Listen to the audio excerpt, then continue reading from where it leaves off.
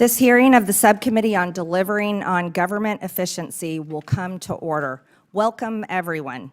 Without objection, the chair may declare a recess at any time. I recognize myself for the purpose of making an opening statement.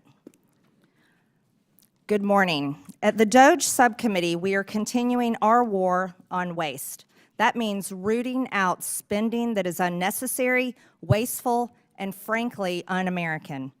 Today, we are looking at the more than $500 million federal taxpayers spend annually to fund public radio and television. A big chunk of this subsidy flows to National Public Radio and Public Broadcasting Service.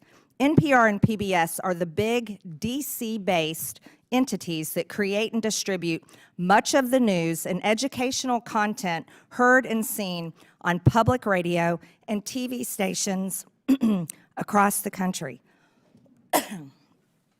When Congress adopted the Public Broadcasting Act of 1967, it did so because it thought at the time that federal dollars were needed to provide objective news and education content to the entire nation, including rural residents who lived off the grid. Fast forward a few decades, and a lot has changed. The invention of the internet, for instance, and social media. It's made news and information widely available to those living in remote areas. Americans are increasingly consuming digital media and podcasts. The audience of public radio and television is declining. And I know this because I represent a rural district where farmers listen to podcasts and internet-based news while they drive their tractors. At the same time, NPR and PBS have increasingly become radical left-wing echo chambers for a narrow audience of mostly wealthy, white, urban liberals and progressives who generally look down on and judge rural America. PBS News is not just left-leaning, but it is actively uses taxpayer funds to push some of the most radical left positions, like featuring a drag queen on the show Let's Learn, a show targeted toward young children ages 3 to 8 years old. I want you to know I grew up watching children's programming on PBS. And as a mother who raised 3 children, I felt confident that I could leave the room while my own children were watching children's programming on PBS. But I can tell you right now, Ms. Kerger, specifically, as a mother, if I had walked in my living room or one of my children's bedrooms and seen this child predator and this monster targeting my children, I would become unglued. And that is how most parents feel all over this country. This is not the only example of them sexualizing and grooming children. They've been doing it for over the last decade. In 2015, PBS produced Frontline, put out a documentary, Growing Up Trans, that takes viewers on an intimate and eye-opening journey inside the struggles and choices facing transgender kids and their families. This means that PBS is one of the founders of the trans child abuse industry, all while taking taxpayer money. Brainwashing and transing children is an issue so hated by parents across the country that it was a driving force in the landslide Republican and Trump victory in the 2024 election cycle and presidential race. The news that these entities produced is either resented or increasingly tuned out and turned off by most of the hardworking Americans who are forced to pay for it. They no longer view NPR and PBS as trusted news sources. As a matter of fact, with these people, they're a threat. In fact, when Elon Musk put his hand over his heart and extended it and told the American people his heart goes out to them, PBS News posted the clip, called it a fascist Nazi salute, and described how it was similar to the same Heil used by Nazis at their victory rallies. Not once did PBS or NPR report on the numerous accounts of Democrats making the same gesture. AOC, Kamala Harris, Barack Obama, Elizabeth Warren, somebody that lost a presidential race, Hillary Clinton, Governor Tim Walz. Why wasn't this treated exactly the same way? Is there not a standard in journalism today? Apparently not. Here's How We Lost America's Trust was in fact the title of a powerful essay written last year by Yuri Berliner, a veteran NPR editor. In his essay, Berliner described how NPR's downward spiral accelerated greatly during the first Trump administration. He said NPR dedicated efforts to damage the Trump presidency via relentless pursuit of Russiagate rumors that the Trump campaign colluded with Russia over the election.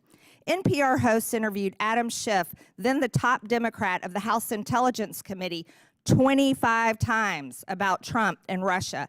But they made no apologies when the Mueller report found no evidence that the Trump campaign had colluded with Russia, because they did not.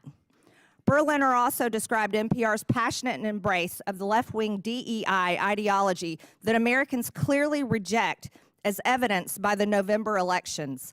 NPR's language and style guides were shaped by race and gender-based affinity groups that dominated the internal culture of the organization. And NPR journalists were to ask everyone they interviewed their race, gender, and ethnicity, and enter it into a centralized tracking system. This tracking system embeds DEI into the fibers of its content. Sounds like racism to me. It's a software attached to NPR's content management system where these reporters and producers submit information about their sources' race and ethnicity, gender identity, geographic location, that's kind of scary, and age range.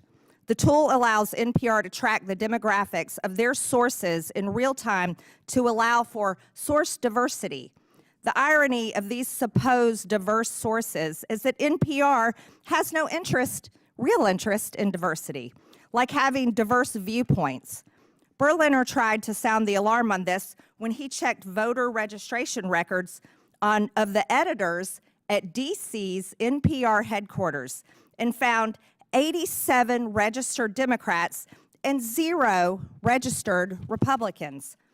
But NPR treated Berliner like a political dissident in the old Soviet Union. He was driven out of the organization and forced to resign. Sounds like communism. And the ringleader of that effort was NPR's then newly appointed CEO, Katherine Maher, who is before us today. She dismissed Mr. Berliner's wake-up call as profoundly disrespectful, hurtful, and demeaning. In other words, instead of viewing it as a chance to finally right the ship at NPR, she doubled down. In doing so, she made it clear how any further internal dissent would be dealt with on her watch. That does sound like communist China at the taxpayer's expense. And no one should be surprised. NPR installed her in the top job after Ms. Maher was firmly on record with a litany of public comments and social media posts displaying her ultra-progressive views, her scorn for free speech, and her fondness for censorship. So now it's up to Congress to determine if Americans are going to continue to provide her and the organization that put her in charge willingly, after they knew these things, with taxpayer funds to continue to pursue their progressive, or rather communist, agenda. For far too long, federal taxpayers have been forced to fund biased news. This needs to come to an end, and it needs to come to an end now. So I am glad Ms. Maher and Ms. Kerger accepted our invitation to show up today and be held accountable to the taxpayers. I look forward to them answering our questions in full public view and explaining to the American people why they think they deserve Americans' hard-earned taxpayer money. I request unanimous consent that Representative Jim Jordan from Ohio, Representative Ro Khanna from California, Representative Emily Randall from Washington be waived on to today's hearing for the purpose of asking questions. Without objection, so ordered. And with that, I yield to Ranking Member Lynch for his opening statement. Thank you, Madam Chair. I want to thank the witnesses for your willingness to come forward and offer your advice and testimony to this committee. Madam Chair, for over 2 decades of service on this Oversight Committee, I've worked with members on both sides of the aisle to investigate issues of critical importance to the safety and security of the American people, including the conduct of wars in Iraq and Afghanistan, terrorist attacks against the U.S. compound classified annex in Benghazi, and several major intelligence and security breaches under Democratic and Republican administrations. So I'm sad to see that this once proud committee, the principal investigative committee in the House of Representatives, has now stooped to the lowest levels of partisanship and political theater to hold a hearing to go after the likes of Elmo and Cookie Monster and Arthur the Aardvark, all for the unforgivable sin of teaching the alphabet to low-income families' children and providing accessible local news and programming. This hearing also comes at the direction of President Trump and Elon Musk, who have repeatedly called for the defunding of all public media and claimed that media organizations such as PBS and NPR are, and I quote, a liberal disinformation machine, close quote. Meanwhile, the Trump administration is engaged in an actual disinformation campaign to minimize the catastrophic national security breach that was revealed earlier this week. As reported by Atlantic Editor-in-Chief Jeffrey Goldberg, Mr. Goldberg was inadvertently added to a group chat on an unauthorized, non-secure, publicly available message app in which Secretary of Defense Pete Hegseth disclosed, quote, operational details of forthcoming strikes on Yemen, including information about targets, weapons systems, and other actions the U.S. would be taking, and also attack sequencing. I want to remind my colleagues in Congress that federal law makes it a crime when a person, through gross negligence, removes information relating to national defense from its proper place of custody or delivered to anyone in violation of this trust, or to be lost, stolen, or abstracted or destroyed. And what's more, if evidence shows that any of the parties who were in on that signal chat lied under oath in the Senate yesterday, Mr. Ratcliffe or Ms. Gabbard, for instance, then certainly conspiracy to conceal that breach would be far worse, where center or criminal intent is in evidence, and would be more likely to invite culpability and possible criminal liability. The Secretary of Defense would be subject to criminal prosecution, and it would be the responsibility of the U.S. Attorney General to prosecute that, but where a conflict exists, it might require a special prosecutor.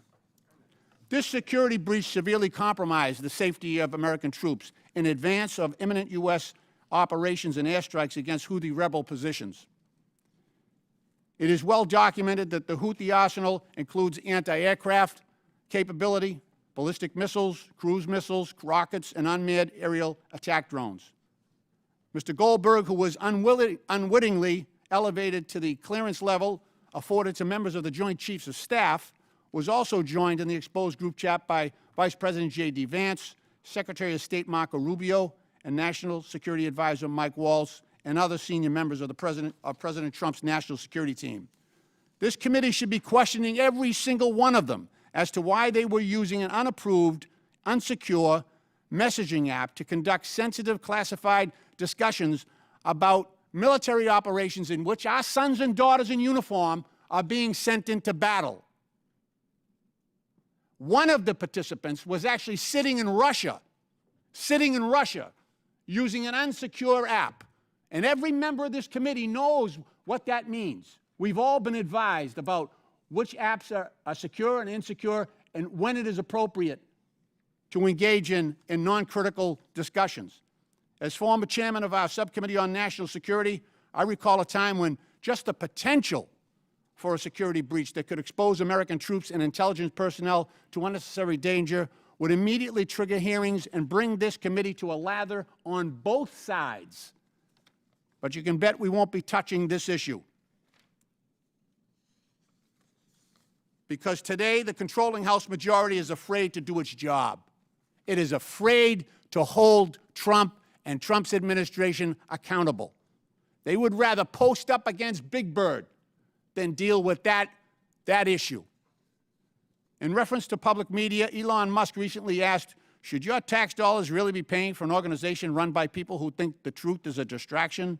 Well, I would say the same about the current administration and its proliferation of disinformation, from claims that Ukraine started its own invasion, to Secretary Hegzet's assertion that no one was texting war plans. You can read the text today because yesterday in the hearing they said it wasn't classified information. So you can actually go on the New York Times website and read the text that was discussed in advance of our military operations in Yemen. Madam Chair, if shame was still a thing, this hearing would be shameful. And I yield back the balance of my time.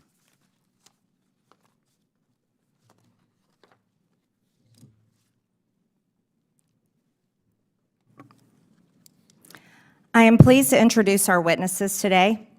Paula Kerger is the President and Chief Executive Officer of the Public Broadcasting Service, also known as PBS.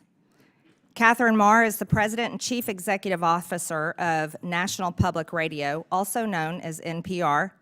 Mike Gonzalez is the Angelus T. Arredondo, E. Pluribus Unum Senior Fellow at the Heritage Foundation. Ed Ulman is the President and CEO of Alaska Public Media. Again, I want to thank you all for being here to testify today.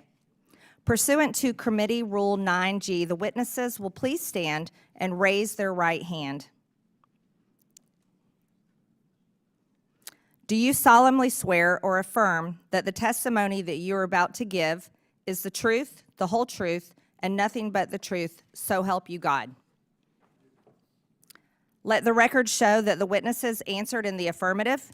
Thank you. You may take a seat.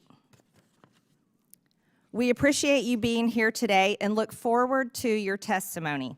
Let me remind the witnesses that we have read your written statement and it will appear in full in the hearing record. Please limit your oral statement to 5 minutes. As a reminder, please press the button on the microphone in front of you so that it is on and the members can hear you.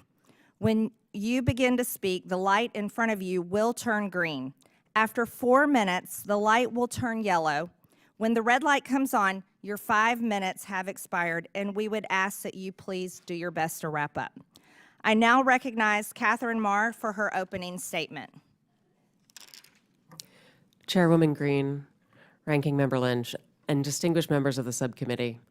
My name is Katherine Maher, and I'm the President and CEO of National Public Radio, and I welcome the opportunity to discuss the essential role of public media in delivering unbiased, nonpartisan, fact-based reporting to Americans.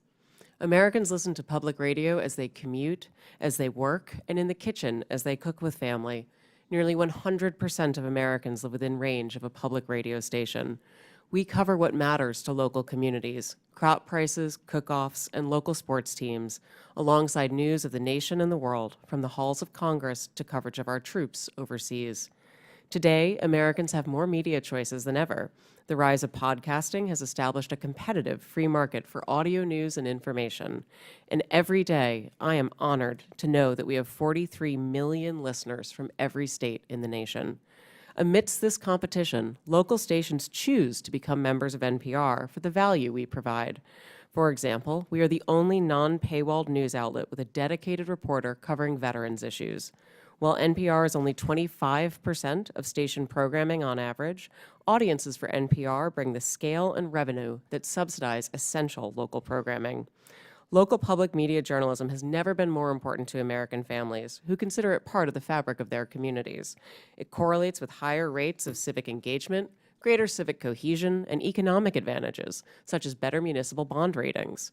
Recent independent polling found that more than 60% of all Americans and more than half of Republicans trust public broadcasting to deliver fact-based news. I understand the subcommittee has questions about funding for NPR and public radio. The vast majority of federal dollars, more than $100 million of the $121 million annual appropriation for public radio, goes directly to 386 local, non-commercial stations across the nation. This highly efficient investment enables your local stations to raise an average of $7 for every federal dollar. As a grantee of the Corporation for Public Broadcasting, NPR received federal funding of $11.2 million last year. These funds allow us to maintain the national public radio satellite system, helping safeguard our national security, civil defense, and disaster response, and enabling public radio to reach every corner of America. Additionally, these funds help protect journalists covering our troops overseas and reverse the decline of local journalism. As a recipient of federal funds, it is our responsibility to answer legitimate questions about why public funds should go to NPR, whether we are truly committed to serving all Americans, and whether the institution is an effective steward of taxpayer dollars. I hear, respect, and understand your concerns regarding bias and whether public media is relevant in a commercial landscape, and I'd like to spend a minute sharing with you my actions to address your concerns. First, it is critical for NPR's newsroom to operate with the highest journalistic standards. That means that they do their jobs independently, and as CEO, I have no editorial role at NPR. In other words, I do not decide what we cover or how we cover it. I lead NPR's strategy, ensuring we have resources and policies in place to serve all Americans, not just those with a specific point of view. I was brought into NPR to revive and reorient the organization and bring public media to a wider audience, a new generation, and new platforms. We have a responsibility to serve Americans across the full political spectrum in a trustworthy, nonpartisan fashion. It is essential that we deliver on this commitment, and we have work to do, and we are doing it. In May, we launched an initiative to improve our editorial review processes to make sure all pieces are fair and comprehensive. We hired new editors and analysts to ensure we're giving fair airtime to different voices and issues. We started regular meetings with our nearly 200 local newsrooms so we can plan together for the needs of their audiences. And the early results are positive. Our digital platforms, where we have the best data about our listeners, the political beliefs of our visitors mirror the makeup of the country across the ideological spectrum, and we're seeing growth in readers and listeners. I joined NPR because I believe that our strong and dynamic nation deserves great public media for all.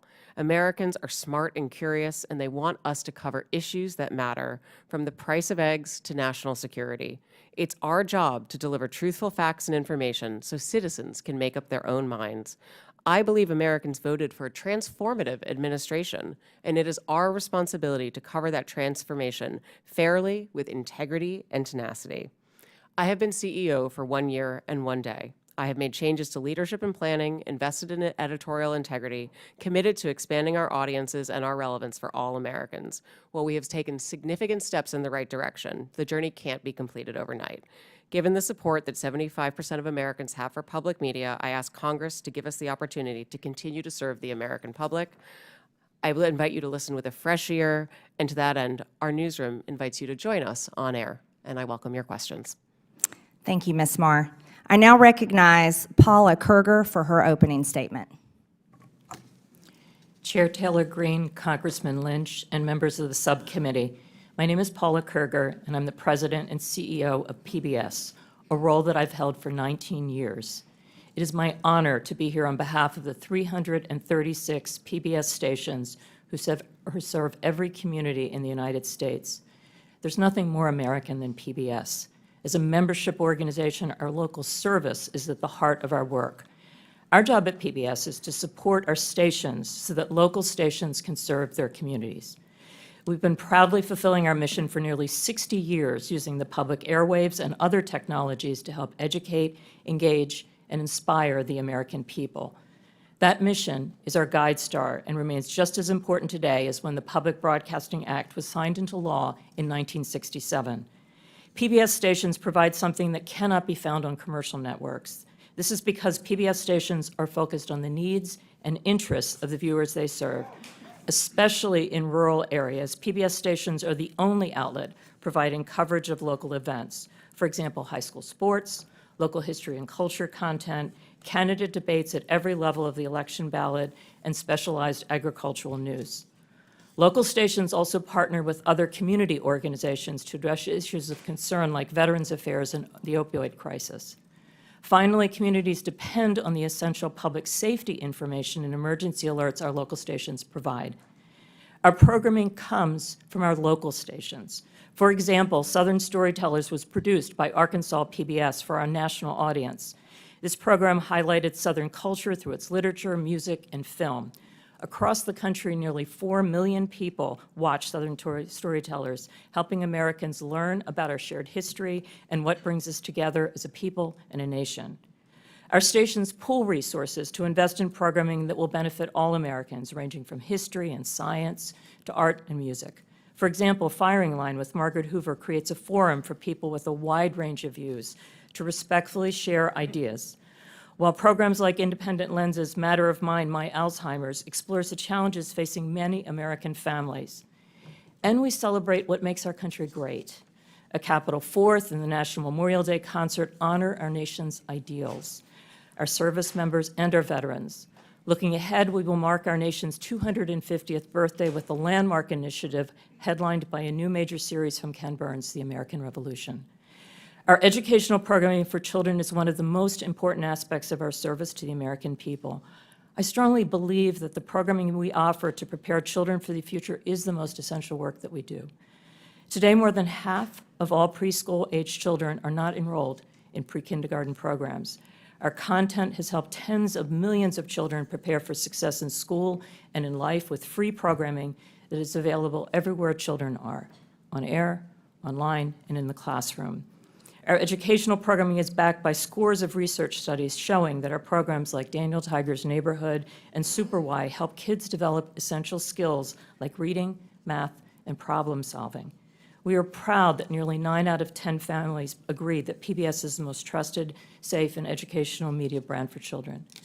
Because our programming is free and universally available, we are able to reach more low-income families than any other media company. In fact, our viewers overall reflect the wide variety of communities we serve. Our audience mirrors the overall U.S. population with respect to education, income, and geography. Each month, over 160 million television and online viewers explore the world through our trusted content. And more than 3/4 of Americans feel that PBS stations provide excellent value to their communities. For over 2 decades, the American public has consistently ranked public television as one of the best investments the government makes. More than 70% of the CPB funds from Congress go directly to our stations. And for every dollar of that vital seed money, local stations raise 7 to support their work. This is one of the best, most successful examples of a public-private partnership. When I think about the need for our service, I think of a man I met during a visit to a local station in Nebraska. He was a rancher with young children, and he drove hours to attend a local station event. He pulled me aside and told me this: we need PBS. We don't live near a preschool. My children have learned to read watching PBS shows, and the shows we watch on PBS are our connection to the rest of America. That is why PBS and the 336 local stations in your communities do what we do. PBS programming and the services that local stations provide bring Americans together. It is valued, needed, and trusted by the American people. I appreciate the opportunity to be here today, and I look forward to your questions. Thank you, Ms. Kerger.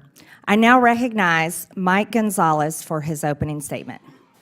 Thank you, Chairwoman Taylor Greene, Ranking Member Lynch, for allowing me to appear before you today. My name is Mike Gonzalez. I'm a senior fellow at the Heritage Foundation. The views expressed are my own and should not be construed as representing any official position of the Heritage Foundation. Before joining Heritage 16 years ago, I was a journalist for many years. I worked in Latin America, Asia, and Europe, traveled with the Mujahideen in Afghanistan, was arrested in Panama, witnessed China's takeover of Hong Kong, and covered the stock market for the Wall Street Journal. I have even covered high school sports. I know that journalists can keep their prejudices in check.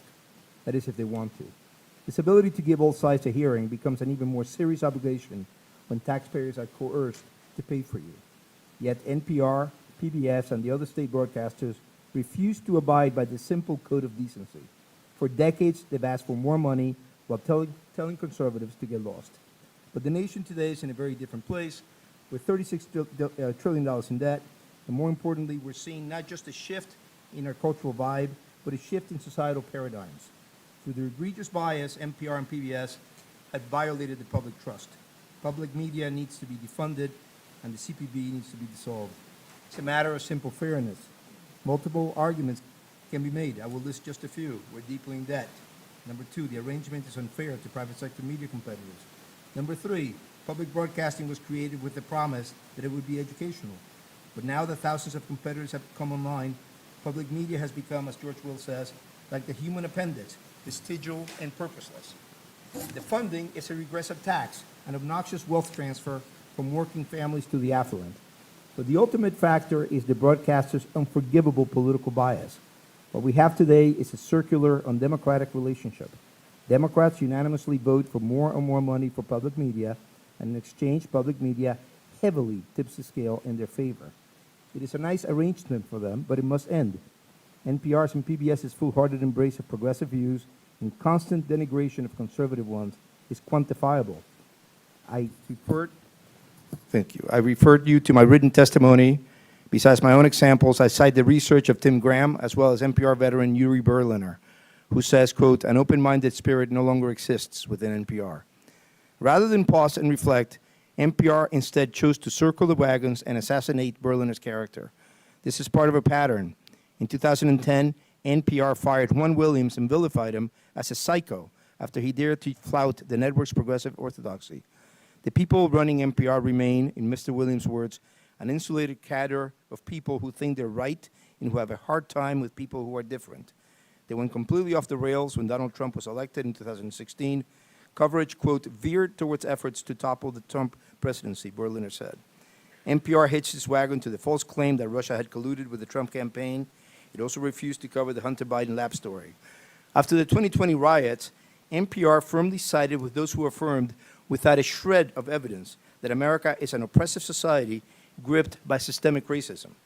NPR and PBS even justified looting. Rather than use journalism as a truth-seeking tool, NPR and PBS distorted journalism to further a political agenda. Yamich Alcindor, the liberal activist that PBS hired to cover the White House, routinely used the platform to make unsubstantiated allegations against President Trump. President Biden, she presented as, quote, a moral and decent man, unquote.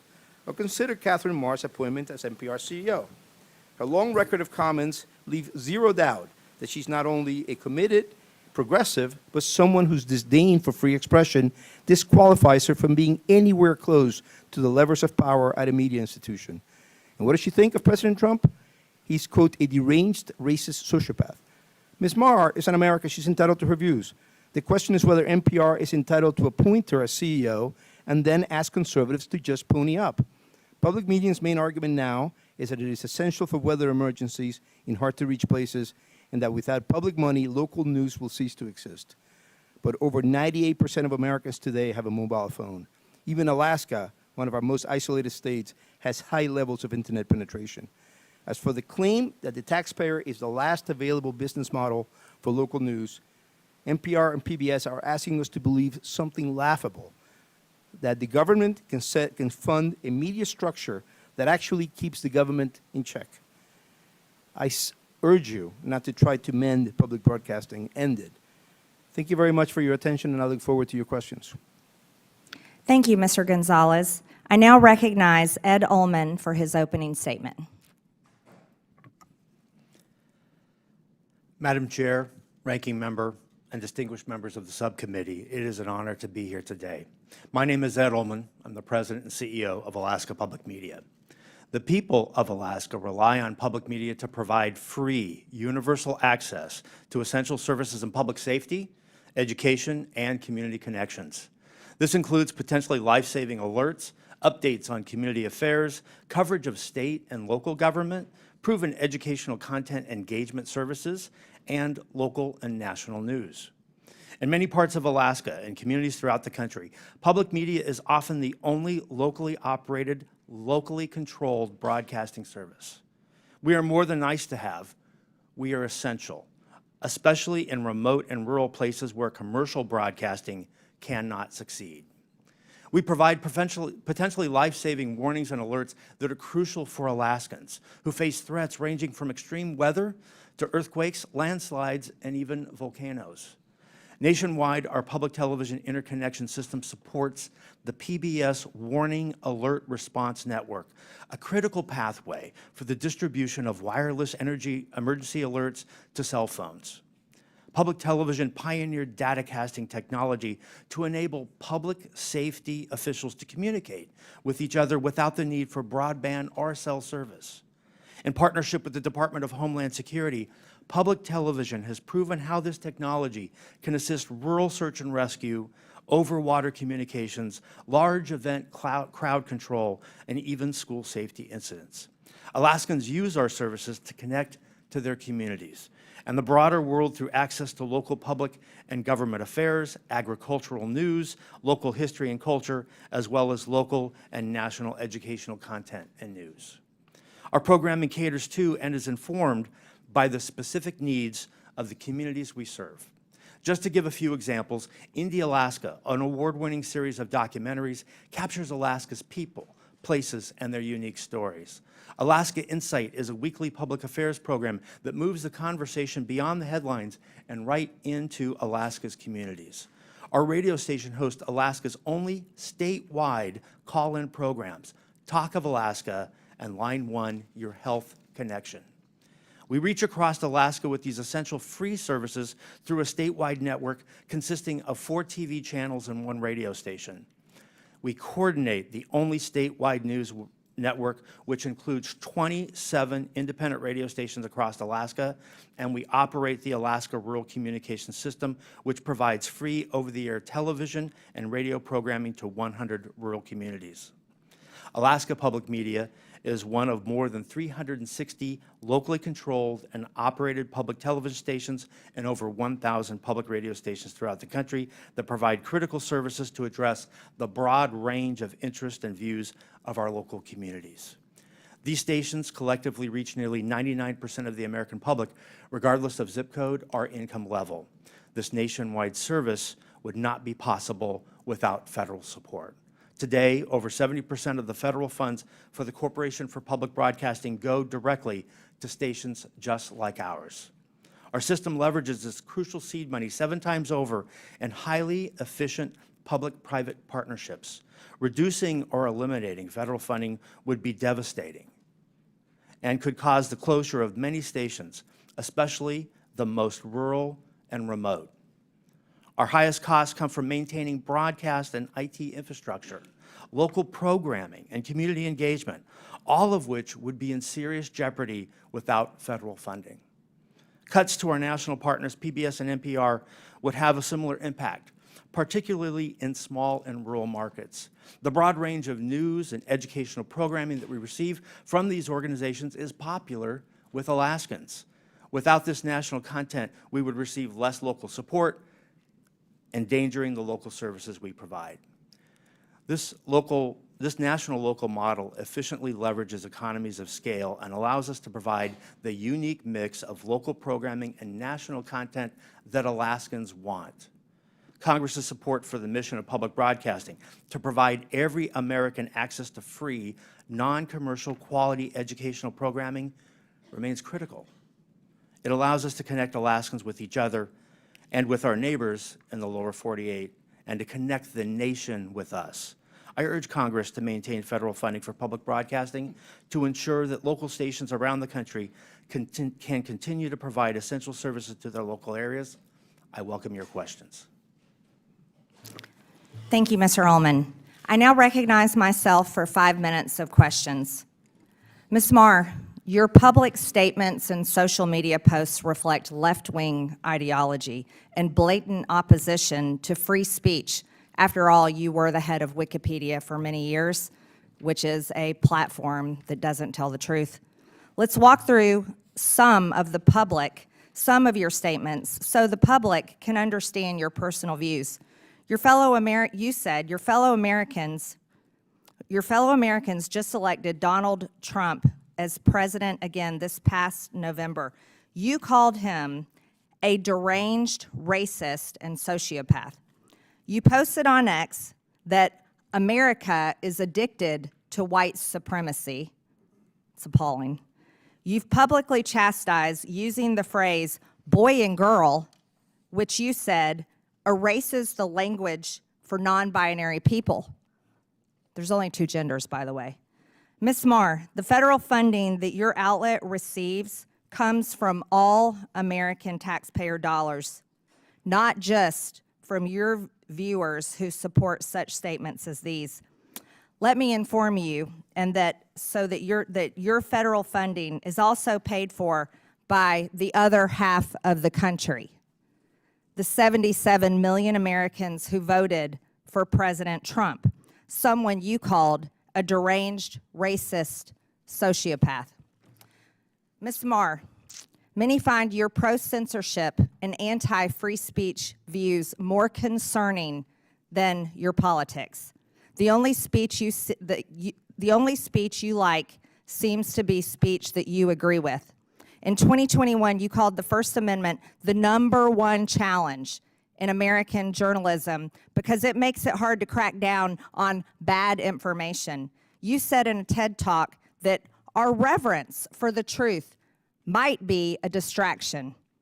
You've also expressed support for deplatforming individuals you view as fascist. Who do you think should be charged with cracking down on so-called bad information? Is it NPR? Is it the government? Is it you, Ms. Maher? Congresswoman, Madam Chair, thank you so much for the opportunity to address this. I know. Do you is it up to you and NPR to crack down on bad information or decide the truth? Answer the question, yes or no, Ms. Maher. Absolutely not. I'm a very strong believer in free speech, and I believe that more speech. Your public statements say otherwise.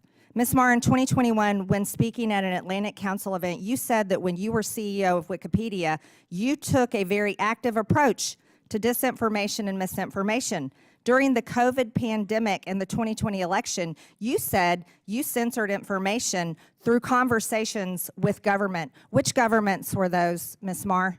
The Biden administration, yes or no? Madam Chair, Wikipedia never censored any information.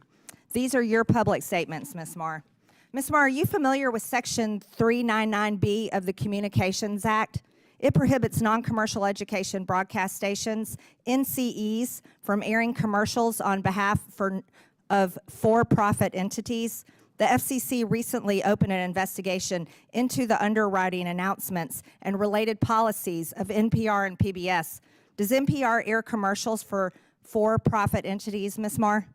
Yes or no? Madam Chair, we are in full compliance with the FCC's inquiry and will continue to cooperate. I remind you, you're under oath, and violations of the Communications Act comes with a fine up to $10,000 and possibly up to a year in prison. Does PBS air for-profit commercials, Ms. Kerger? We air underwriting announcements, and we believe we are in full compliance with the FCC, and we look forward to delivering the material required in this part of this investigation. We look forward to that, too. I'm assuming you're concerned, both of you are concerned about this, and that's why you brought so many attorneys with you today. Ms. Kerger, using taxpayer subsidies, PBS funded Independent Lens to make documentaries for part of your programming. In 2016, Real Boy was aired about a trans teen navigating adolescent sobriety and the ramification of his gender identity. In 2022, the same series aired Our League, in which a trans woman comes to her old school Ohio bowling league in a story about transition. Then in 2024, Erase Trees was aired telling a story of how in Palm Springs, a black neighborhood fights to remove a divisive wall of trees. Do you think PBS needs to fund ridiculous material such as this that the taxpayers are having to pay for? These are documentary films that are point-of-view pieces that are part of our primetime schedule for adults. And parents and adults don't trust that type of programming.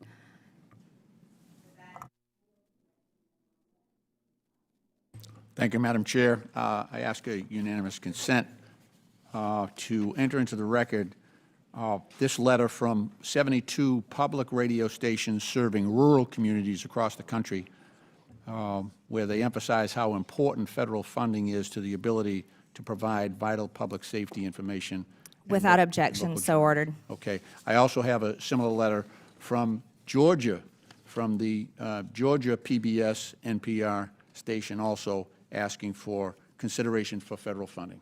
Without objection, so ordered. Thank you. Ms. Kerger and Ms. Maher, can we talk a little bit about the educational service you provide for children of low-income families, and how that that is received, and the trust that you've generated among families in that situation? Yes, a significant part of our broadcast day is devoted to programming for children. We focus on preschool. That goes back to the legacy of Fred Rogers, who believed that media could be a tool to help to instruct children as well as a tool of entertainment. Our programming is focused on core skills that kids need to develop before they enter school, in math and in learning numbers and in learning letters, so that kids that don't have the opportunity to be in a formal pre-K program have a chance to walk into school for the first time on equal footing with kids that have more opportunity. And that's the heart of what we think about in the programming that we develop for kids. Now, I know you've done some, well, independent groups have done assessments on trust, the trust factor that parents have on PBS Kids, which is one of your most popular services. Can you talk about that? Yes. Where did you come in terms of the comparison to other stations?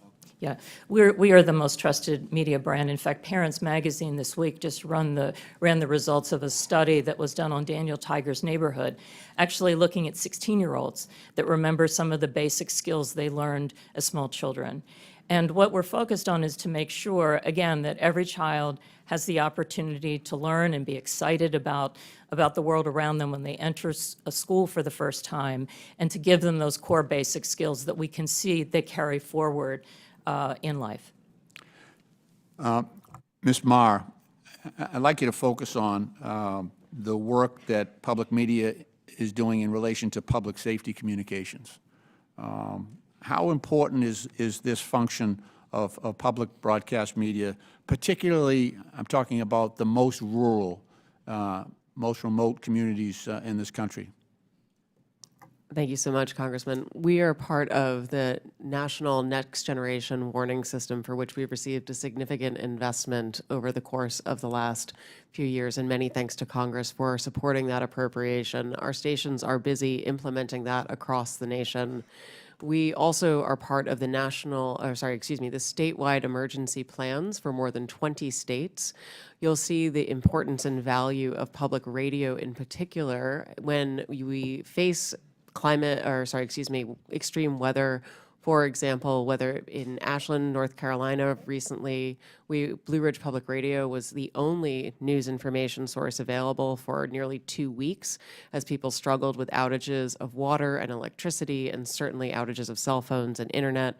Recently as well, my colleague from Alaska would be able to speak to Raven Public Media, which had a very similar experience of 2 weeks of outages in which the local media station was, again, the only source of information for that community.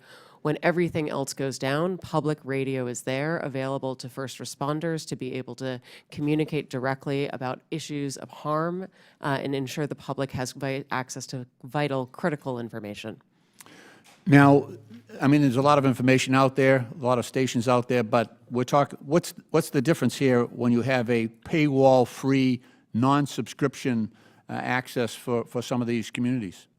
I think it makes all the difference in the world, sir. We recently, as I mentioned in my opening statement, we're one of the only publications in America that has a dedicated veterans beat and the only one without a paywall. I'm always struck by something that our veterans reporter told me, which is that a mother of one of our troops deployed overseas came to him and said that for the first time in 9 months, she'd heard his son's voice. That's something that I believe only public media can do, and it can only do that because it is available to all Americans without any barriers. Thank you. Madam Chair, I yield back. I now recognize Chairman Comer from Kentucky for 5 minutes. Thank you, Madam Chair. Mr. Ulman, I'm glad you brought up a point, and it's been mentioned a couple of times already at the early start of this hearing, about rural and remote. And I have to tell this story.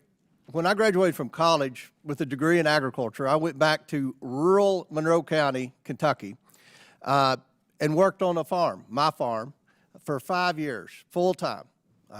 Farm to this day, but full-time. I was in a tractor, sometimes 10, 12, 14 hours a day. And I listened to the radio, and the only radio station I could get that had news was public radio. So I listened to as many hours of public radio as anyone on this panel, I can assure you. And it was a great service. That was 30-some years ago. Today, in that same remote area, I mean, you've got Sirius XM, you've got podcasts, there's internet access now, there's a whole menu of media options now. So, but over time, and I still occasionally listen to NPR because I just want to hear what they have to say, and I don't even recognize the station anymore. It's not news. I feel like it's propaganda. I feel like there's disinformation every time I listen to NPR. And, you know, a media entity like MSNBC or Huffington Post that, in my opinion, consistently spews disinformation, they can do that. They're a private company. But NPR gets federal funds. And you know, I have a problem with that. Because if people in Alaska, if all they have is public radio, then all they know is what these headlines say. And they're wrong about COVID-19. And the headlines are in the background. I don't have time to go over all these headlines that are wrong. About Russian collusion, wrong, wrong. About the Hunter Biden laptop, wrong.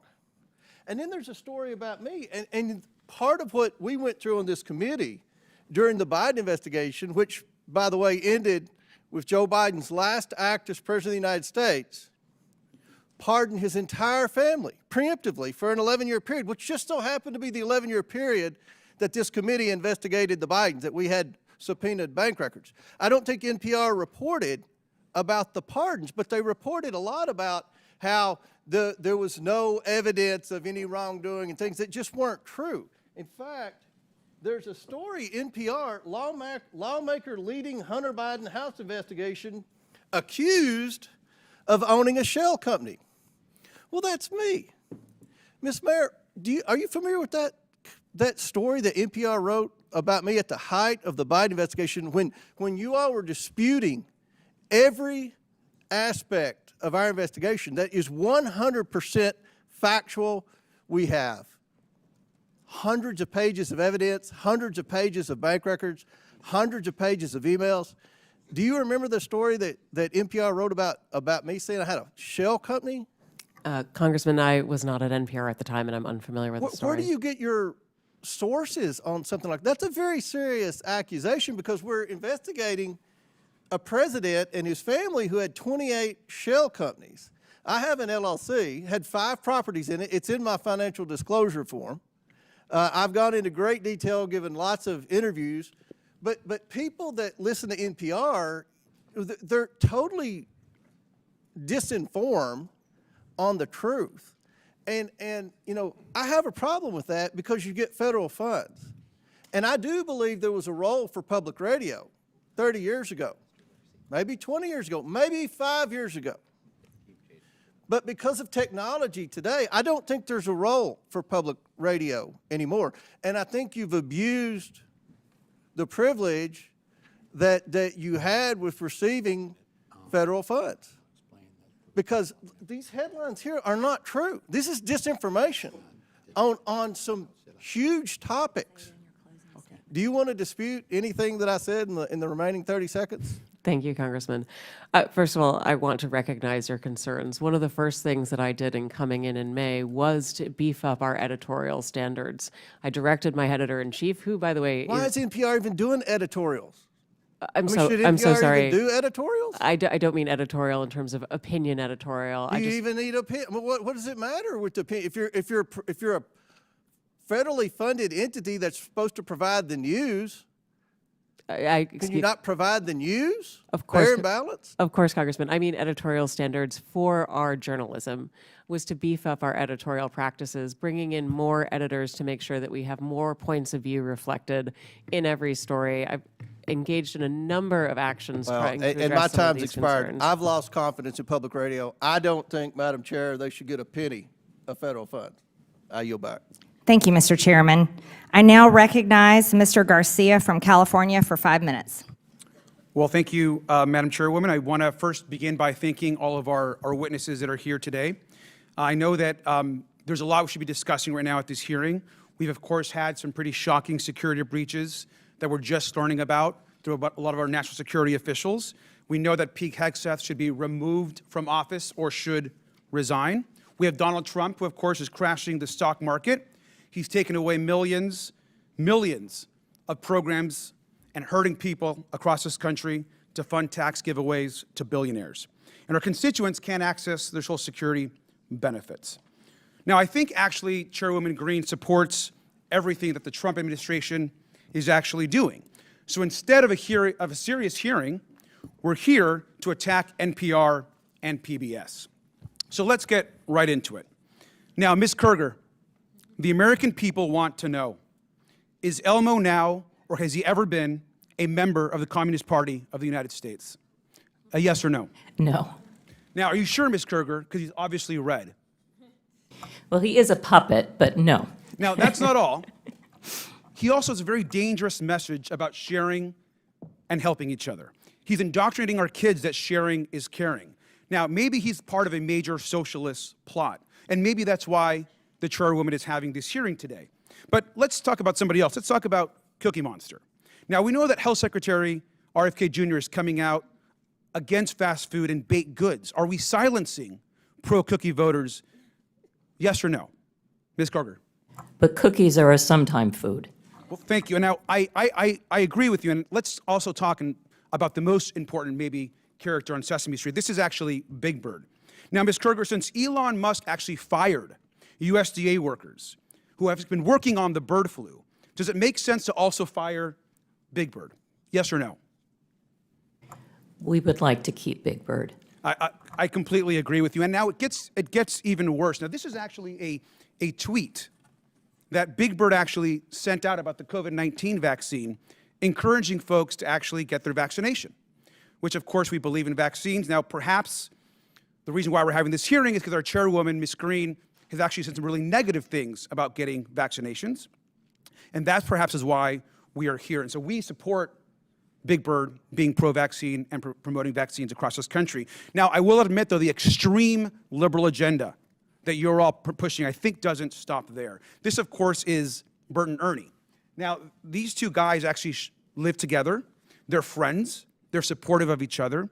Now, that might be triggering to our chairwoman and some on this committee, and perhaps that's also why we're here today.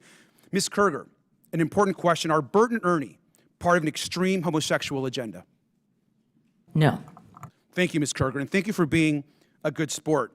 Now, I'm obviously using some humor here, but the fact that we're sitting here today talking about defunding public television is actually not funny. At a time where we can't agree on basic facts, and while the free press is under attack, we need public media like PBS and NPR more than ever. A large majority of Americans say they trust PBS. And that's exactly why extremists are trying to tear it down. Public broadcasting is a tool for education, for emergencies, and a cherished part of our national fabric. We get huge benefits from a tiny federal investment. The majority and our chairwoman should drop this attempt to silence media voices they don't like. So the message, I think, today is very, very simple. If we're going to get rid of any puppeteers, we should get rid of the one that's actually controlling Donald Trump. Fire Elon Musk and save Elmo. And with that, I yield back. I now recognize Mr. Cloud from Texas for 5 minutes. Thank you, Chairwoman. NPR fancies itself as a nonpartisan news outlet, public information outlet, even says that we should consider all things. All things are considered, yet their history of political bias has shown that there are a number of things they have not considered. They asked us not to consider that the Hunter Biden laptop was real. They dismissed what was always the most probable theory of the COVID lab leak from Wuhan. They interviewed Russia collusion hoaxer Adam Schiff 25 times, who claimed to have a vault of information in his office leading to the impeachment of President Trump, which of course we now know was all fraudulent. I'd like to submit for the record an article by Uri Berlinger. I've been at NPR for 25 years. Here's how we lost America's trust. Without objection. So NPR, unfortunately, has lost much of the audience that they used to have, and now they have a very partisan audience because of this. Who do they bring in to fix it? They bring in Ms. Maher, who has a history of commentary of promoting Marxist ideology, including critical theory. Said we should not use the terms boy or girl, has called our president a deranged racist sociopath, and said that our reverence for the truth has become a distraction that is preventing us from finding consensus and getting important things done. And one could look at that and think that maybe, in your view, promoting groupthink is more important than finding the truth. I thought we liked diversity of ideas, especially, and that as an online encyclopedia that you used to manage, activism was more important than accuracy. Now, I had an uncle who used to say that you should never let the truth get in the way of a good story. And while that was humorous when we were talking about weekend fishing expeditions, when we're talking about news and information and encyclopedias and things that are of national importance, I find that very troubling. Now you are here managing NPR, which is in part federally funded. Can we expect that you will bring the same lack of reverence for truth to your management of NPR? Thank you, Congressman. First of all, I do want to say that NPR acknowledges that we were mistaken in failing to cover the Hunter Biden laptop story more aggressively and sooner. Our current editorial leadership. In Wuhan? We recognize that we were reporting at the time, but we acknowledge that the new CIA evidence is worthy of coverage and have covered it. What have you done to clean up the bias before? You mentioned I wasn't there for that. What are you doing to clean up and make sure that we have Absolutely. Thank you, unbiased? Congressman. As I mentioned, I came in May. Mr. Berliner published his story 2 weeks into my tenure regarding stories that had happened prior. I wish that I had had the opportunity to speak with Mr. Berliner. I would have loved to have had him engage and come back to us with some suggestions as to what we could do editorially in order to address what he perceived as bias. Now you've had a long history, including the thing that I mentioned about lack of reverence for truth. And how reverence for truth, you've even talked about the First Amendment kind of getting in the way of what you wanted to get done.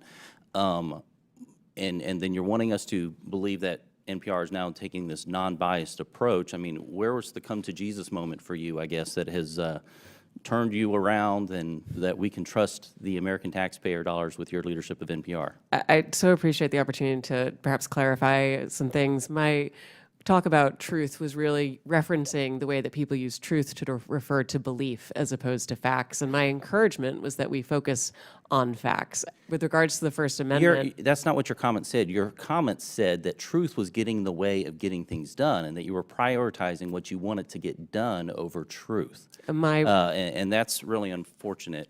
I want to go to a different context because you're allowed to have your political opinion. Any news organization should be going after the truth. That's what we want and expect out of news organizations. But certainly a media platform can have whatever opinion it wants in a free society. The question before us today as a committee is whether or not the taxpayers should be forced to pay for this kind of thing.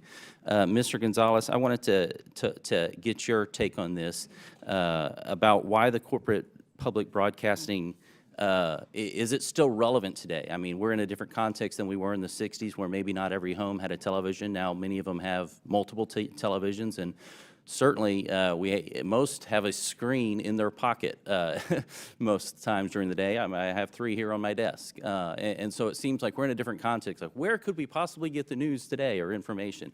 Could you speak to the importance or lack thereof of the Corporation of Public Broadcasting in the context of where we are today in society? Yeah, right. When it came on after the passage of the 67 Public Broadcasting Act in the early 70s, there were only 3 networks. We had Cronkite, Reasoner, and the other guy. And PBS added by a third the number of networks that we had. That's not the case today. And as far as education, which has been diminished, and by the way, I believe that Sesame Street was sold to HBO 10 years ago. But as far as the educational value, we have an unending stream of educational content online. I could reel off a number of websites that people can access, YouTube channels, where kids of all income levels can access educational content. So, but basically, as I said in my testimony, it goes back to the basic unfairness that conservatives for 50 years have been saying, but you're completely biased. And they have the audacity to say, oh, no, we're not. And you have to just pay us. And it's just, that is the basic. The gentleman's time has expired. Thank you, Mr. Gonzalez. I ask Madam Chair? Oh, sorry. I ask unanimous consent to enter into the record an article published today by Yuri Berliner about NPR, basically saying that the bias has not changed.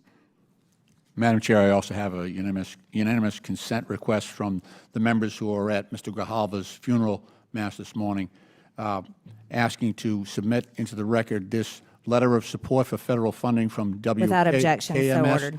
which is Kentucky Radio, which is where Mr. Comer wrote his Without objection, so ordered. tractor. Thank you. I now recognize the gentleman, Mr. Kassar from Texas, for 5 minutes. Good morning.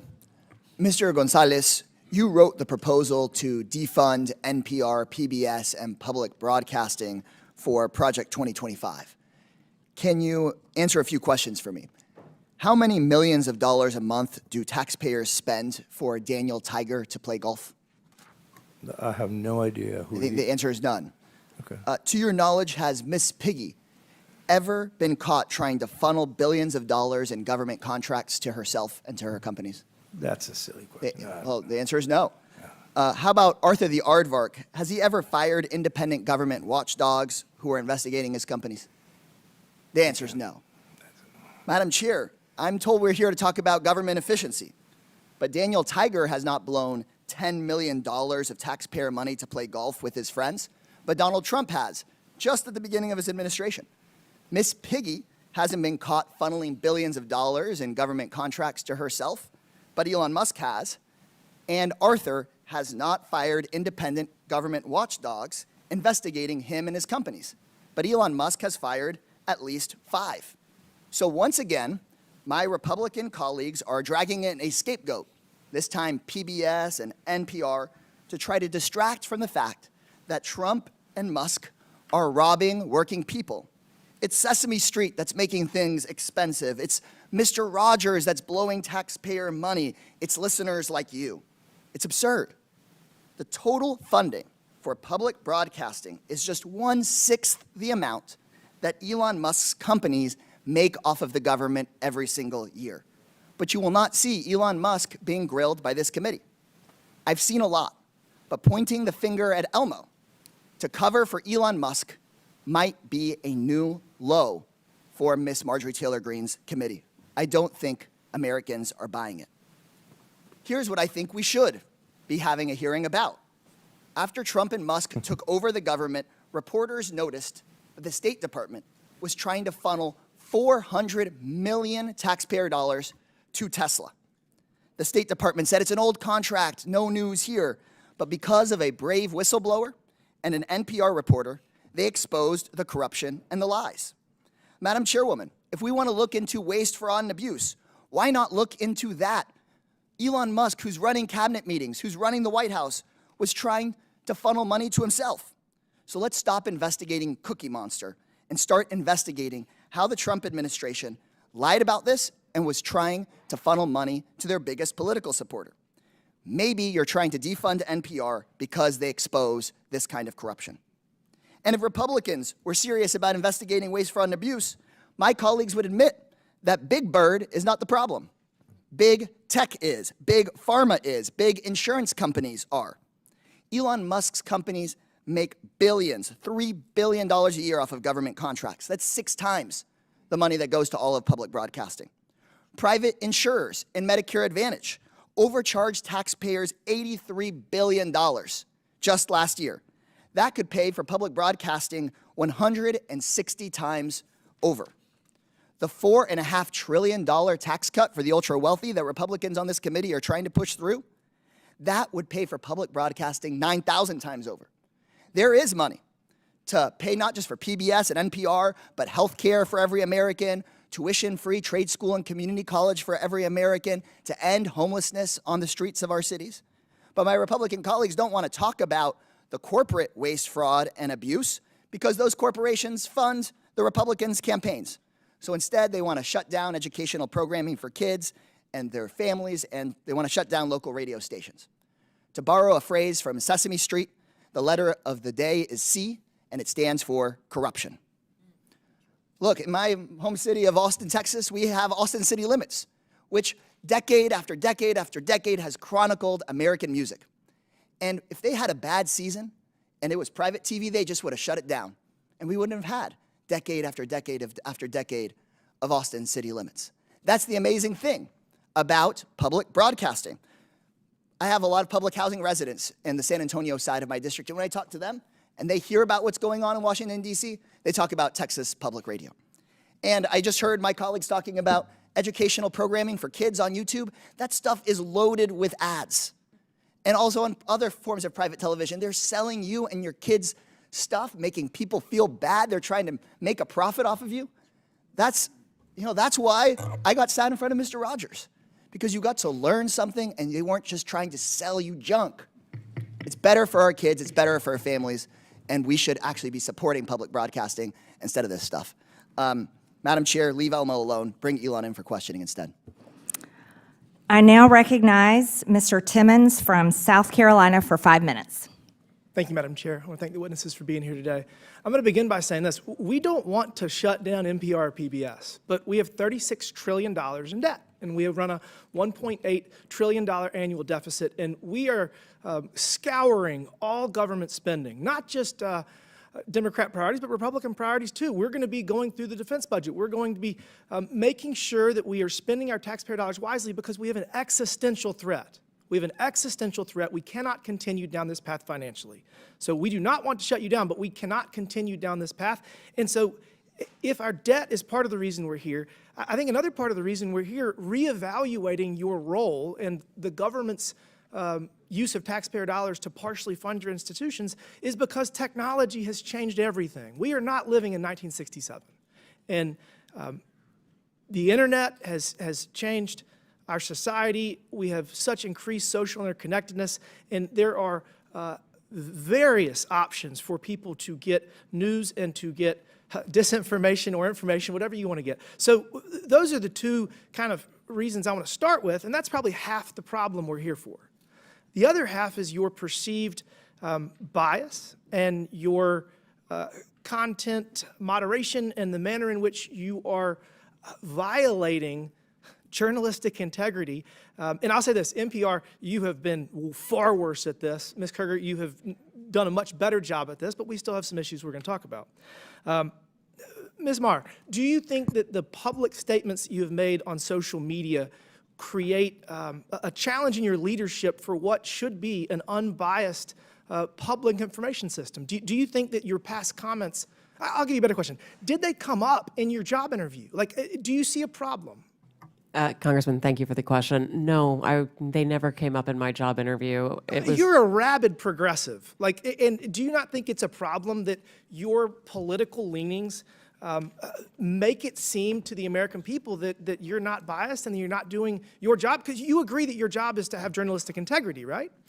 Absolutely, but there is a strong firewall between the newsroom and anything that I do. Let's talk about the newsroom. You have 87 registered Democrats, not a single Republican in your editor board. So, I mean, how does that work to give us the perception that you're doing your job of actually delivering unbiased information? Well, I would agree with you that that number is a concern if it is accurate. I do believe that we need to have journalists who represent the full breadth of the American society so that we can report well for all Americans. Well, I think that you are failing. I realize you've only been there for a year, but I just really think that while it is a small portion of your budget, you very much should expect to restructure your revenue streams, because I don't think that NPR is necessarily worth saving. And I'm going to go on to Ms. Kerger. I will say this. You have been very professional, and you have been there for decades, and I think that you've done a fairly good job over your tenure. But I want to ask you a very simple question. In retrospect, do you think that it was inappropriate to put the drag queen on the kids show? Do you think that was a mistake? The drag queen was actually not on any of our kids' shows. The image that Chairman Taylor Greene showed was from a project that our New York City station did with the New York City Department of Education. What time of day did it air? It did not air. It was a digital project they did for the Department of Education. Do you think it only that appeared on our human should website have anything to do with PBS? Do you think that human? I mean, do you see? It was not a PBS. It was not for PBS. It was Okay, so you're saying mistakenly that we put should it have on our that information. website by our. I'm sorry. I don't mean to talk over you. It was mistakenly put on our website by our New York City station. It was not intended for national Okay. distribution. It was immediately pulled down. It was never How broadcast. about, do you think that you should publish something that calls trees racist? Is that, in retrospect, should you have published that? I'm not sure what you're referring to. You had Congressman. a segment that it was called Racist Trees, and it was I mean, we've already referenced it a number of times. So, I mean, do you think trees can be racist? I guess that's a good one. I don't know what you're talking about. I've never heard of what you're referring to. All right, well, But I'd be happy to look into it. I guess, last, do you think that it's appropriate to expose children to issues of transitioning? Do you see a problem with that? Is that something you should avoid? That is not anything on any of our children's programs at all. Ms. Kerger, you have done a far better job here today, and we're going to continue to have this conversation. But again, we have $36 trillion in debt, and we're trying to figure out how to make sure that our kids and our grandkids have an opportunity at the American dream, because if we don't change course financially, they won't. Thank you. I yield back. Thank you. I now recognize the gentlewoman from Texas, Ms. Crockett, for 5 minutes. Thank you so much. It should not be surprising that the president is doing everything possible to make it more difficult for the media to hold him accountable and for the public to be informed about his reckless and illegal behavior, yet here we are. The Republicans have actually organized this goofy hearing to try to convince the American people that PBS and NPR are, quote, domestic terrorists, or domestic threats, my apologies, not the incompetent, unqualified Secretary of Defense who's texting war plans to journalists. But it's y'all, PBS and NPR, the American people are supposed to be worried about. You can't make this up. It's as stupid as it sounds. The American people should be worried about the president threatening to investigate NBC for treason for reporting on his felony convictions, or arresting reporters and stripping networks of their licenses for not saying nice things about him or not using Gulf of America.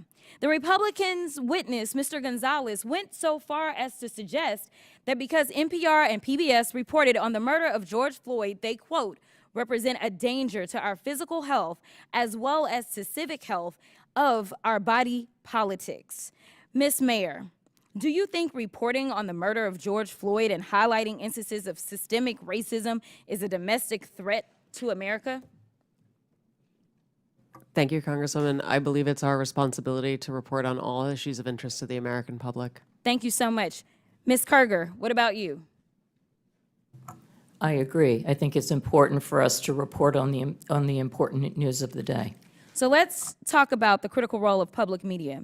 During his first term, President Trump's own Department of Homeland Security highlighted the importance of public broadcasting's role in public safety. In 2018, his administration stated, quote, PBS and local public television stations play a crucial role in protecting communities by delivering essential information to individuals and first responders. These benefits are all made possible by public broadcasting stations' unique reach, reliability, and role across America, and are especially vital in rural and underserved areas.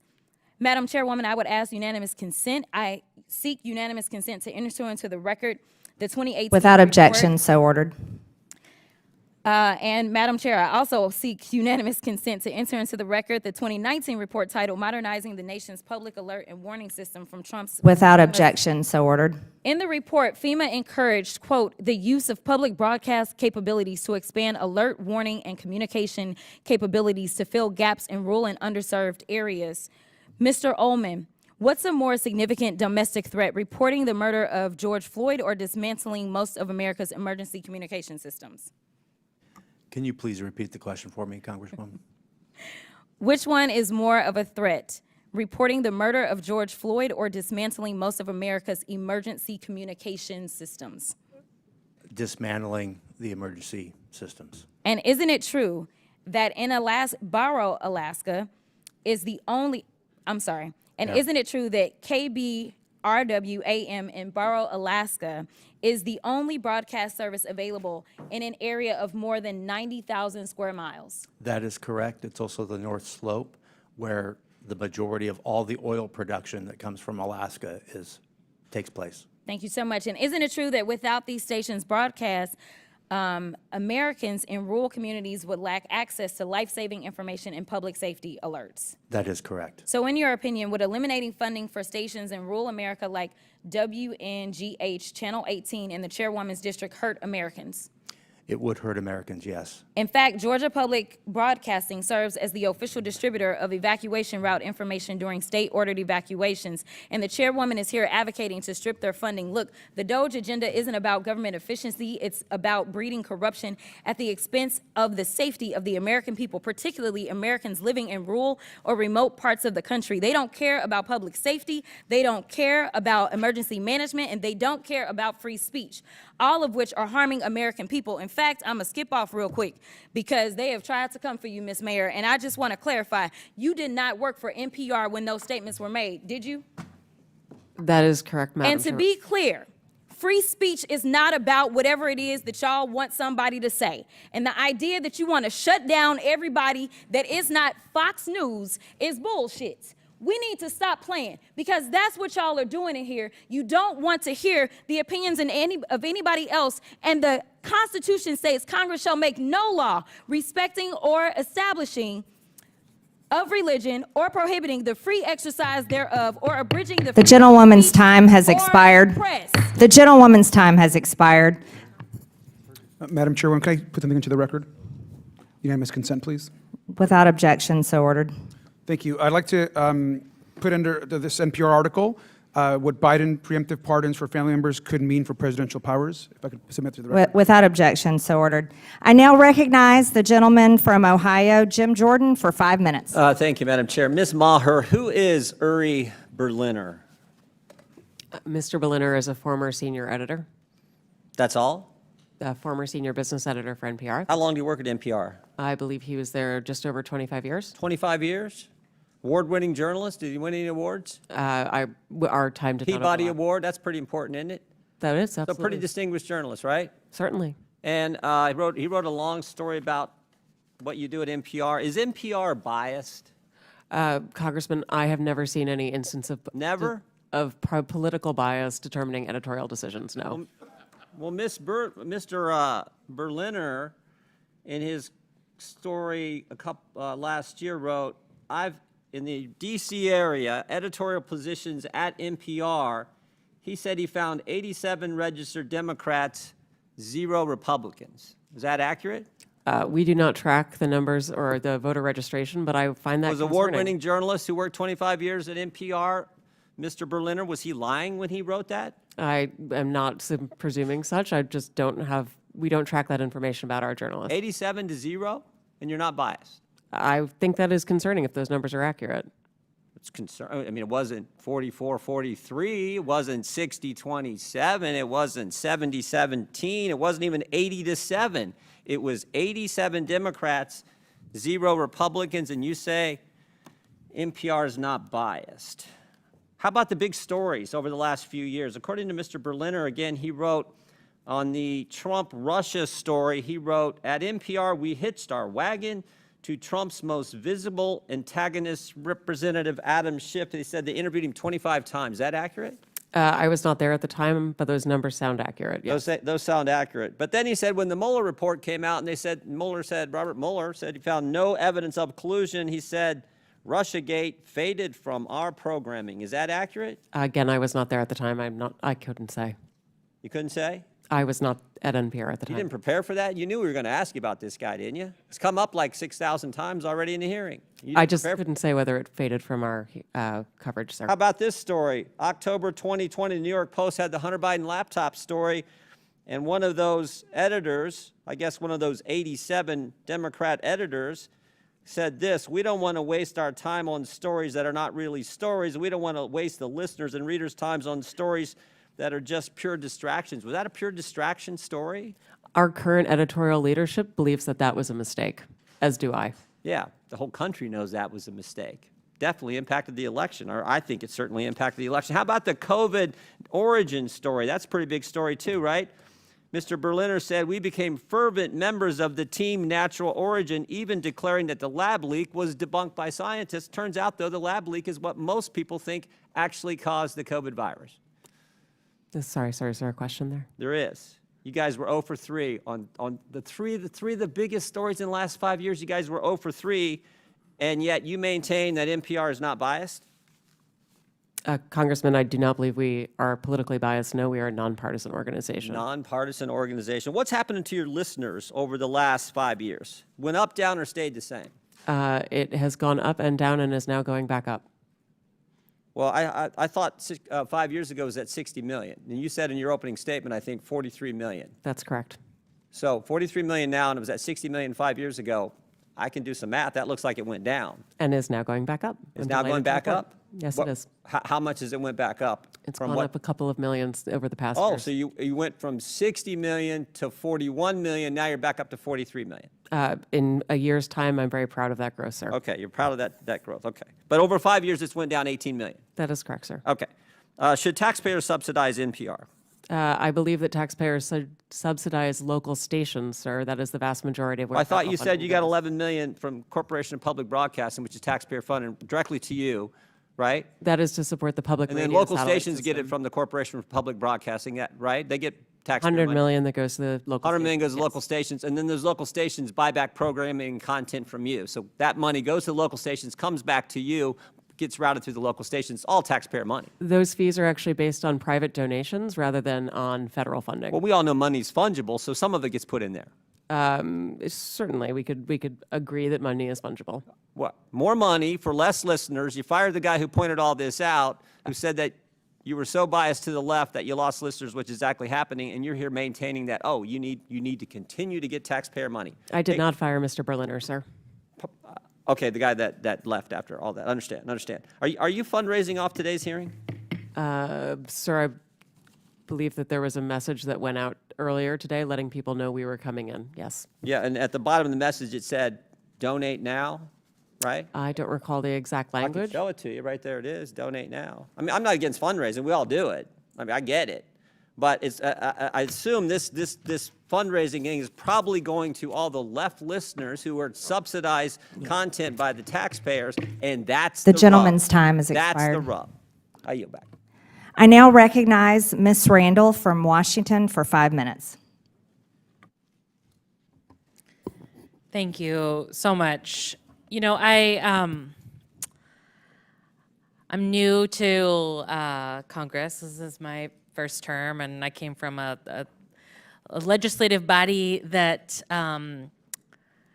didn't have quite as heated debates in our committees, and we're generally fairly welcoming to our folks joining us to testify. So I want to say thank you to all of you for taking the time out of your schedule to come and share your experience with all of us and with the American people. I'm grateful for your time and for the work that you do in service of your communities and neighbors.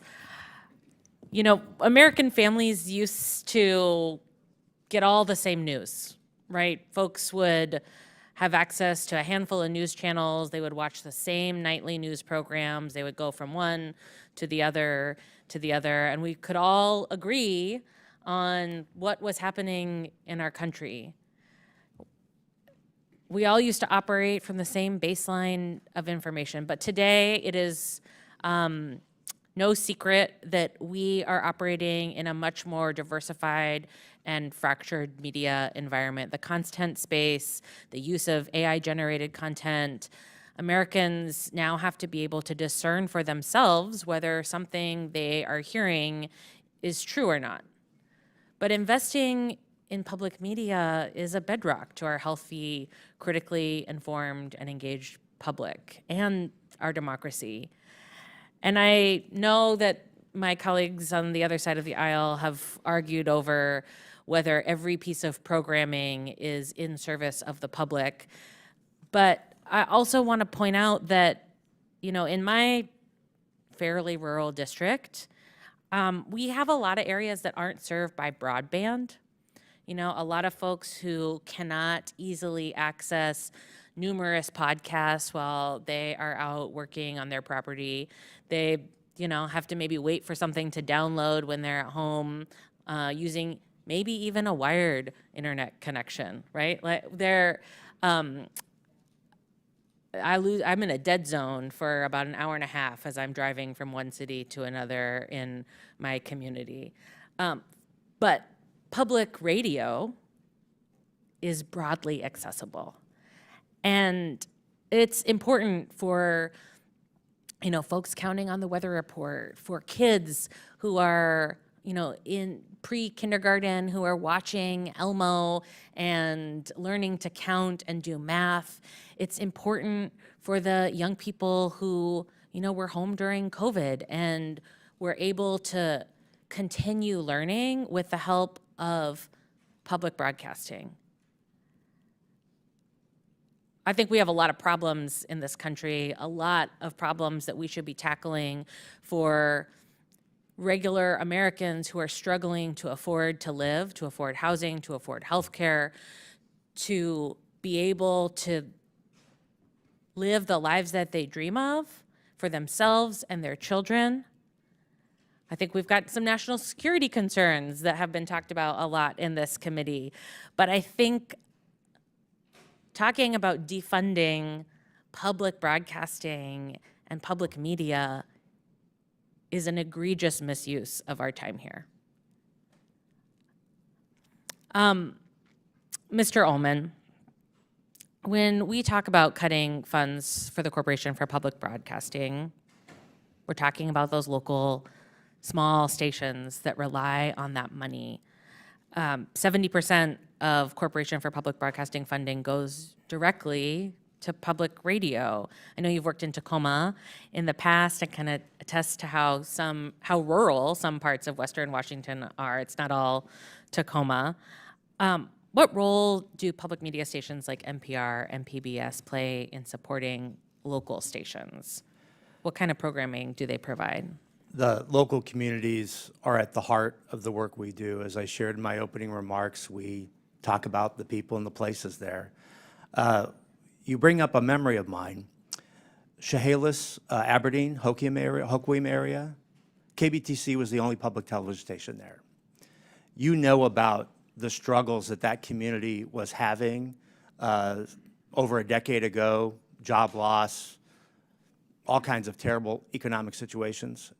We provided educational services there with a $500,000 local grant that we partnered with the community on.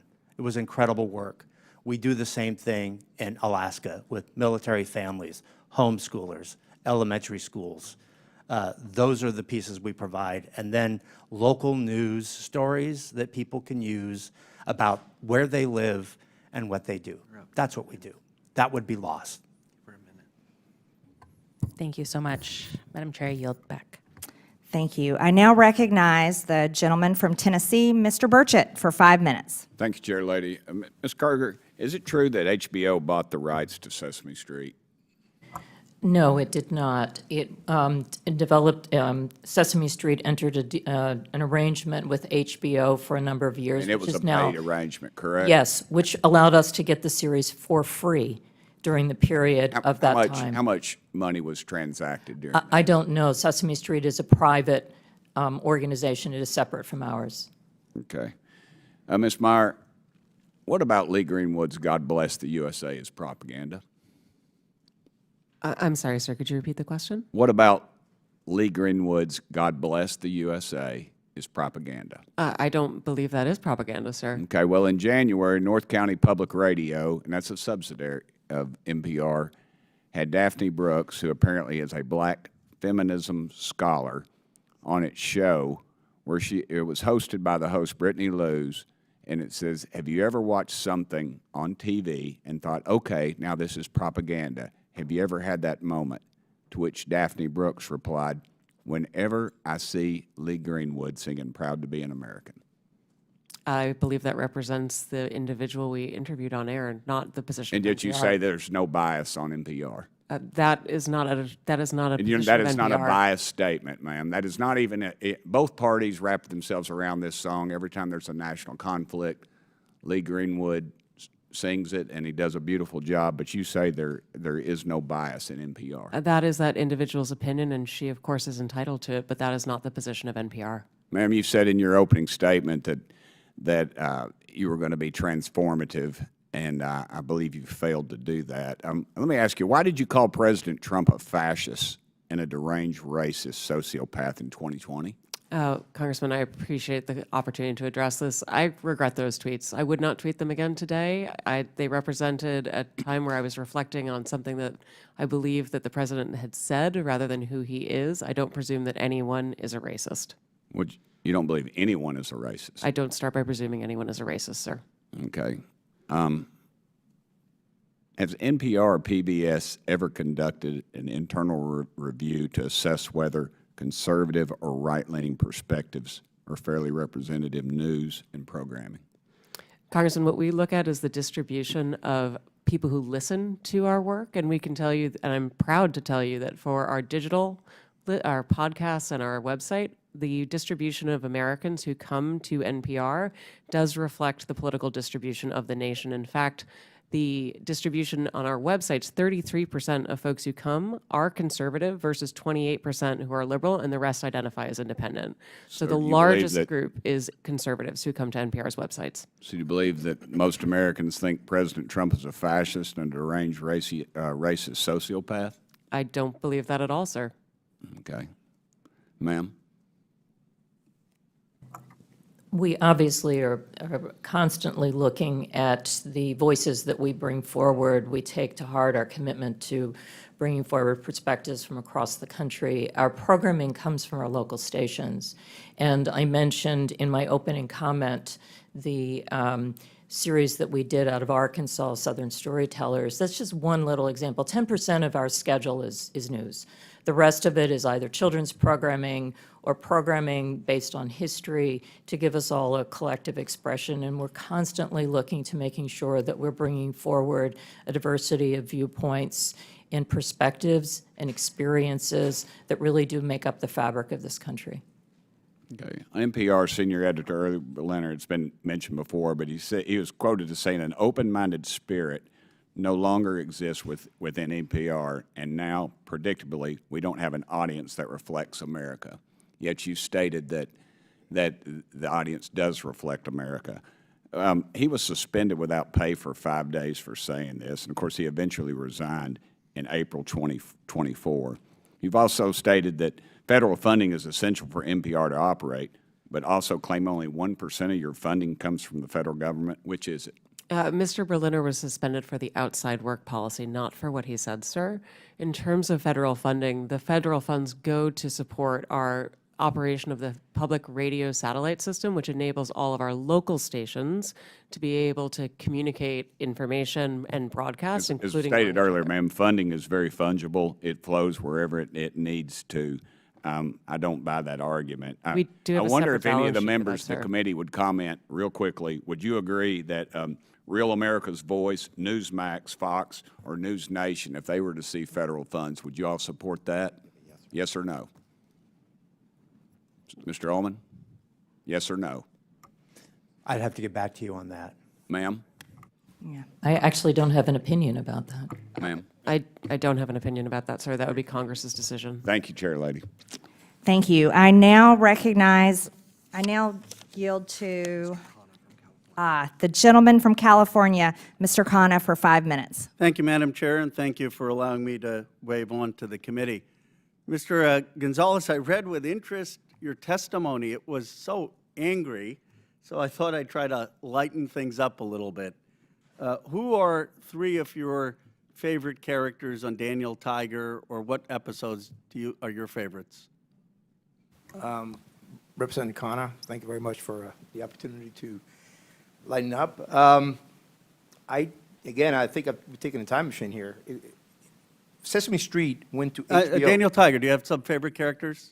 Oh, the owl, any of them? No, none. What does Ugga Mugga mean to you? Nothing. You've never heard the expression Ugga Mugga?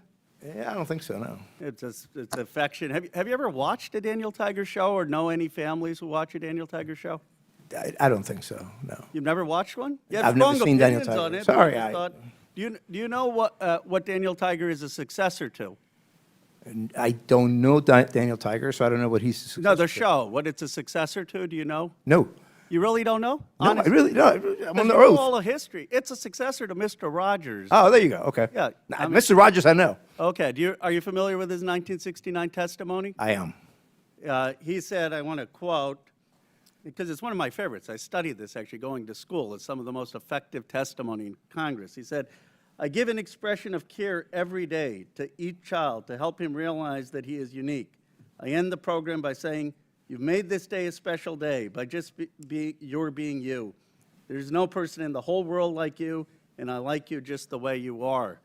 Senator Pastor was a hard-headed fiscal conservative, said he got goosebumps by that testimony, and it's what convinced him to fund the public broadcast. You've said you wouldn't have funded it. Do you think Senator Pastor made a mistake back then? Oh, yeah, absolutely. I think I agree with Fred Friendly, who testified and said. You would have voted against? I would have voted, yes. I don't think that you should have state broadcasters. Now, what is the cost of public broadcasting as a percent of the federal budget? I don't know, but it is I mean, yes, come on, you're talking about the $36 trillion of debt that we have. You're saying this is a really important thing that we need to cut. You didn't research out what percent it is? It's important in principle, Well, and no, it is. but It was. the principle is a different thing. You're saying this is an effective strategy to cut debt, and you have no idea what It percent. was 5% of the discretionary cuts in the GOP. It's 0.01%. Right, but it was 5% of the discretionary cuts in the 17 budget. 0.01% Right. of the federal budget. That's one of the reasons Senator Pastor said, it's worth it in an investment in American kids. Now, you said Sesame Street is a private organization, or Sesame Street is going private. I didn't understand that because Sesame Workshop is a nonprofit. What did you mean by private? Well, I mean, it's a nonprofit. It's separate from. But it gets public funding. Were you talking about the HBO thing? Yes, Do you realize that HBO just canceled with them? And I do. Yes. And the reason they canceled them, and I'm trying to explain why Senator Pastor funded this, and if you talk to families who watch Daniel Tiger, maybe you'd appreciate it. The reason they canceled it is because it wasn't making a profit. See, because when you try to do Daniel Tiger or Sesame Street, and you try to do what Mr. Rogers was talking about, helping the emotional and social development of kids, it's not easy. You got to hire people who are child psychologists. You have to hire people who are educationalists. A lot goes into this. And HBO said, you know what? It's not making money. We rather put on things that are geared towards adults or that are going to be conflicts. We aren't making money on this. And the whole reason Senator Pastor said that we're going to fund this, I know you kind of mocked in your testimony the kids, but the whole reason was that when you make programming for children to help their social and emotional development, it costs so much money to do, and it's a public good, then not everything has to be about profit.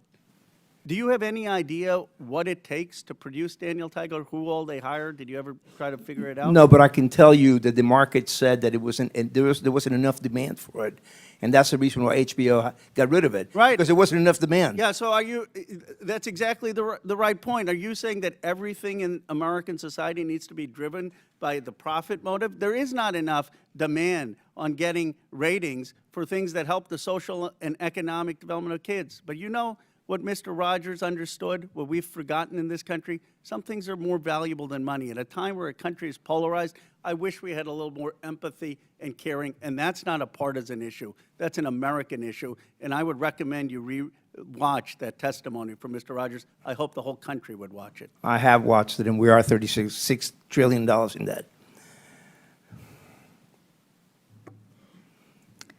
I now recognize the gentleman from Missouri, Mr. Burleson, for 5 minutes. Thank you, Madam Chair.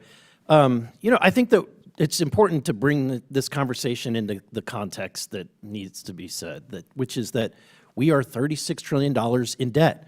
As a nation, we're spending 20% of every dollar that comes in from taxpayers just to cover the interest. And guess what? American people, bad news, interest rates are going up. So that 20% is going to get worse and worse. We had Ray Dalio come in and tell Congress that we are entering potentially dark territory.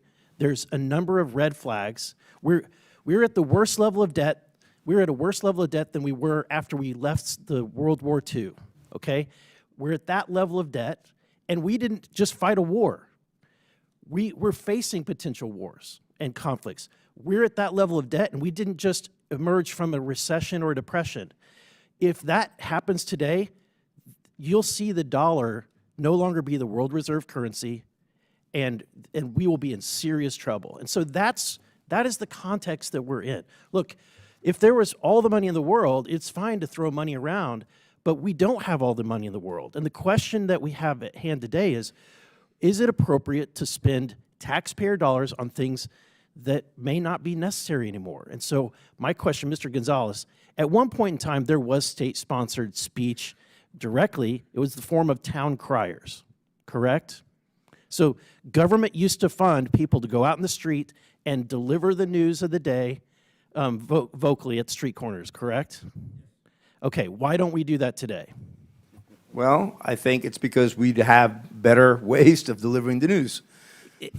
I think you get my point. Like today, at one point in time, there was very limited access to news, and there was an appropriate time where potentially we needed to have state-sponsored news. But is that the way? Do we need that today? No, we do not. And may I quote Thomas Jefferson on this very point, since you bring this up? He said, "To compel a man to furnish contributions of money for the propagation of opinions which he disbelieves and abhors is sinful and tyrannical." This is what I base my opposition to public funding for media. Yeah, and that's why I think that given this context, like, let's be real. It was said that we're attacking free speech. This is state-sponsored speech, and the very reason why we have these witnesses before us today isn't because they're totally being funded or completely being funded. We're not bringing in Disney Channel in here, right? We're not bringing in the National Geographic, right, for their content. The reason why we're having this conversation is because we are funding you, and because we're funding you, the taxpayers get to have an opportunity to ask, why are we funding some of this content that they might disagree with? Right? Yeah, no, that's completely right. In fact, I think that PBS and NPR, but especially PBS, will thrive on the membership model. They keep saying it's such a small percentage. Well, if it's the public funding, if it's such a small percentage, then no problem. Yeah. So, Ms. Maher, I'm going to ask a very difficult question, but if you're in my shoes and you have to face the fact, can we fund Social Security or do we spend money on NPR? Which would you choose? Congressman, I would argue that if you had to pick, if you were forced to make a decision, there wasn't enough money to go around, Social Security or NPR? We know how important public media is to our nation's seniors, sir. More important than Social Security. I think the American people would disagree. I think that Ms. Kerger, let me ask this. Would it be more appropriate to fund PBS or to fund veterans' health care? If given limited resources, which is where we're at. I recognize the limited resources, and I feel that both are important for this country. And I think what the American people want to know is when they're sending money, their taxpayer dollars, and they're funding things like Independent Lens. And look, I like some of the content on your stations. I love Nova. But you know what? Nova competes with National Geographic and Nature. Why are we funding something that competes with these private sector interviews. I like Sesame Street, but I also know that it's competing directly with Handy Manny, Doc McStuffins, and Little Einsteins, right? Those exist, and we're not funding them. They're not here having to defend their content. But because we are funding it, I'm going to ask you, why are we funding an episodes of Real Lens, Independent Lens, about an episode called Real Boy, a trans teen navigates adolescent sobriety and physical emotional ramifications? That's what the American people want to know. Social Security. We're out of time, but our witnesses can answer the questions. Thank you, Madam Chair. That was a documentary that was produced for adults as part of our primetime audience, and it was part of a point of view that we share to try to help people understand the wide breadth of experiences of people across the country. Thank you, Madam Chair. I now recognize the gentlewoman from the District of Columbia, Ms. Norton, for 5 minutes. Thank you, Madam Chair. I would like to thank the witnesses for being here today. I am a strong supporter of public broadcasting, and I am a regular listener and watcher of the public broadcasting stations here in D.C. Public broadcasting is a public good. WETA's DC's local PBS station is proudly home to the world's longest running high school quiz show. For over 60 years, the show, It's Academic, has showcased some of the best and brightest high school students in the capital region. President Reagan once praised It's Academic as, quote, a reminder of the importance of education, end quote. And even Supreme Court Justice Clarence Thomas made a guest appearance. One area student who competed on the show said, quote, it's made me a lot smarter, end quote. And, quote, getting to say that I've been on a TV show is really cool, end quote. It's Academic is just one example of local public media programming that celebrates and lifts up the community. Mr. Ulman, in your experience as head of the Alaska Public Media, why is it important for public media to elevate local voices? Thank you so much for that question. There are stories to be told all over this great nation of ours. And one of the things that I take the utmost pride in is being someone who can provide the strategy and build the resources and build the capacity to ensure that we can capture video about those uniquely Alaskan stories. We can capture audio about those uniquely Alaskan stories. And what we do is we take that opportunity to not only tell those stories for ourselves within our great state, but we also work with our national partners. This local national partnership is essential. Without PBS, without NPR, you wouldn't hear stories, news stories, public affairs stories, community stories from Alaska. You wouldn't see them on the PBS NewsHour. This is vital. It's vital for Alaskans to know that they're connected to their nation and that what we do in Alaska matters to our nation. Thank you again for that question. Ms. Kerger, I would love to hear your bigger picture taker on this. If PBS stations are suddenly taken off the air, what would be lost to communities across the country? I've spent a good part of my time as the president of PBS traveling and visiting our stations across the country because I feel for me to do my job well, I need to understand what the role of our stations are in communities. That means spending time not just with station management, but also with people in the community. So I've been to all 50 states. And the reason that we are here and the reason that we are arguing so passionately for funding, recognizing there are very difficult challenges in our country right now is that many of our smaller and actually medium-sized stations would not exist without the federal appropriation. And when you look at a station like Cookeville, Tennessee, which serves part of Appalachia, 50% of their budget comes from the federal government. Those are stations that I've seen that have small staffs that do extraordinary work. And those are the stations that I worry would not survive. This would be an existential moment for them. And that's why I think this is so important. The DC area NPR station similarly provides acclaimed programming, including up-to-the-minute news and local shows exploring the DC cultural scene and sharing stories from all over the city, including historically marginalized areas. The station also produces award-winning journalism, such as an investigative feature on local families coping with sickle cell disease.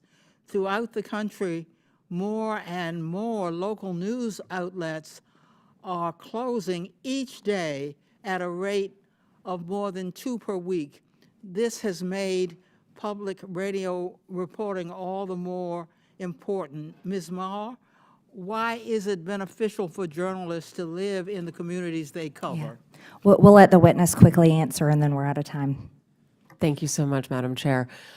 We find that enabling public radio to continue to be funded allows for us to meet the needs of people who live in news deserts, and having journalists who are from that community means they can prioritize the needs of that community, whether it's sickle cell issues in DC or whether it's the price of sorghum in our agricultural heartland, whether it is thinking about the wildfires that we see across the center and west of our country, or whether it is the impact of storms across the Gulf and southern parts of our country. We recognize local journalists. They speak the language. They recognize the pronunciations of the places that they come from. They come from the community. It is tremendous value to enable that we are for America, from Americans, and all American voices are heard. The gentlelady's time has expired. I now recognize the gentleman from Texas, Mr. Fallon, for 5 minutes. Thank you, Madam Chair. Ms. Maher, do you believe that National Public Radio takes a balanced and fair approach to news, politics, culture, et cetera? Mr. Fallon, thank you for the question. I came into National Public Radio with And I apologize. It's just that we have such a limited time. Do you believe that to be true? I believe that we have work to do. We always do in order to improve and to serve all Americans. More accurate than not that you're fair, or you're either fair or you're unfair. So what do you think you are? I believe we wake up every day with a desire to be fair, and it is part of You're why not claiming that you're fair. You have a desire to be fair. Okay. So you would not describe NPR as objective and nonpartisan? I would. You would, okay. Ms. Kerger, same question for you. Would you believe the PBS is fair and objective and nonpartisan? Yes. Okay, thank you. Thank you for the quick answer, too. So I find it interesting that the CBP's recent goal was to promote efforts that ensure fact-based journalism that promotes a symphony of ideological viewpoints. You both agree with that goal? Yes. All right, wonderful. So, Ms. Kerger, in 2023, when PBS had a program, Washington Week with the Atlantic, and when President Biden's mental acuity was questioned, one of the reporters claimed the GOP was lying. Another reporter, Jeffrey Goldberg, who's been in the news of late, described Biden as, quote, mentally acute. Were you aware if there were any dissenting opinions on that program that day? I don't know from that day, no. There were not. But fortunately, there was a debate in, I believe, June of 2024, where the American people and the world found out just who was lying. The Democrats, Jeffrey Goldberg, and PBS. Ms. Maher, I'm sure you're aware that Hunter Biden had a laptop. I am, sir, yes. Okay. And there were many stories written about said laptop. Yes, sir. And in 2020, unfortunately, NPR's managing editor for news refused to cover the story, and he branded it a, quote, waste of time, not a real story, and a distraction. And instead, unfortunately, of NPR investigating, they ran a puff piece that led with, experts say attack on Hunter Biden addiction deepens stigma for millions. It's unfortunate that NPR ignored the Hunter Biden laptop story, but you all did talk quite a bit about the debunked Russia collusion. Do you know how many times NPR interviewed Adam Schiff about Congressman, collusion? I would love to say that we actually believe we made a mistake on the Hunter Biden laptop Okay, story. and I appreciate that. Thank you. How many times did you all interview Adam Schiff about the Russia collusion? I'm sorry, I don't have that number. It was 25 times. You know how many times NPR interviewed Chairman of this committee, Oversight Committee, Jamie Comer, about the Biden impeachment inquiry for the Hunter Biden tax evasion and illicit business dealings of the Biden family? I'm sorry, I don't know. I believe that's 0, so it's 25-0. Ms. Kerger, you're aware there's a political spectrum. It goes all the way from the far right to the far left and everywhere in between. Would it trouble you to hear that for 6 months there was an analysis done on PBS's NewsHour from June to November of 2023 where they found that far right that term was used 162 times and far left was only used 6 times? Do you find that troubling? I don't know the study that you're referring to, and I'd be very interested in seeing it and understanding how they came up with those numbers. Media Research Center did a 6-month analysis, and it's not how do you find it. You either say far right or it's terms. Yeah. They use the term far right 162 times, far left 6 times. That's a 96-4% skew. You're also aware that you covered the GOP and Democratic national conventions in 2024? Yes, we did. Okay. Interestingly, 72% of the coverage of the GOP convention was negative, 88% of the Democratic convention was positive. Shouldn't be surprising when you have anchors like Amna Noat, who described the Republican rhetoric as, quote, outright racism and, quote, echoing white supremacy. Ms. Maher, NPR, you believe your reporters are fair? You said they're fair and they're working at it. I believe that they work to be every day, sir. They're non-biased. And yet, you have the voter registration issue. I mean, we're all human beings. We're all going to see through the world through a certain lens. And are you aware of any Republicans, any registered Republicans in your newsroom? I couldn't say registered, but I know we have conservatives in our newsroom, yes. Okay, so the recent registration, when it was looked at, 87 Democrats and 0 Republicans registered. I found that very concerning, Yeah, sir. I would. Not even 40 to 30 or 50 to 20, 87 to 0. But it shouldn't be surprising when their own CEO says things like, I'm so done with late-stage capitalism, or calls the President of the United States a deranged racist sociopath, or that America's addicted to white supremacy. So billions have gone into both of your coffers over the last several decades. And I understand why Democrats on this committee are going to viciously and vehemently defend you all, because you become a propaganda wing of the Democratic Party. 67% of your viewers and listeners identify as Democrat, with only 12% conservative, and you become a sandbox for leftist propagandists to frolic on taxpayer dime and no more. And when you said in the beginning you're going to promote a symphony of ideological viewpoints, yeah, you do. If you're left-leaning, left, far left, The gentleman's or time has remarkably expired. Marxist, I yield back. Thank you. Thank you, Mr. Fallon. I now recognize a gentleman from Texas, Mr. Gill. Thank you, Chairwoman Green, and I apologize, I'm getting over a cold, so I'm losing my voice here. Ms. Maher, I want to start with you. Just generally, would you say you generally agree or disagree with the following statement? The history of all hitherto existing society is the history of class struggles? I would not say I agree with that, sir. You're not. That's good to hear. It's interesting because a lot of your thinking, as expressed by your public statements, is deeply infused with economic and cultural Marxism. Do you believe that America is addicted to white supremacy? I believe that I tweeted that, and as I've said earlier, I believe much of my thinking has evolved over the last half-decade. It has evolved. Why did you tweet that? I don't recall the exact context, sir, so I wouldn't be able to say. Okay. Do you believe that America believes in black plunder and white democracy? I don't believe that, sir. You tweeted that in reference to a book you were reading at the time, apparently, The Case for Reparations. I don't think I've ever read that book, sir. You tweeted about it. You said you took a day off to fully read The Case for Reparations. You put that on Twitter in January of 2020. Apologies, I don't recall that I did. Okay. I'd no doubt that your tweet there is correct, but I don't recall that. Okay. Do you believe that white people inherently feel superior to other races? I do not. You don't? You tweeted something to that effect. You said, I grew up feeling superior. Ha, how white of me. Why did you tweet that? I think I was probably reflecting on what it was to be to grow up in an environment where I had lots of advantages. It sounds like you're saying that white people feel superior. I don't believe that anybody feels that way, sir. I was just reflecting on my own experiences. Do you think that white people should pay reparations? I have never said that, sir. Yes, you did. You said it in January of 2020. You tweeted, "Yes, the North. Yes, all of us. Yes, America. Yes, our original collective sin and unpaid debt. Yes, reparations. Yes, on this day." I don't believe that was a reference to fiscal reparations, sir. What kind of reparations was it a reference to? I think it was just a reference to the idea that we all owe much to the people who came before us. That's a bizarre way to frame what you tweeted. Okay, how much reparations have you personally paid?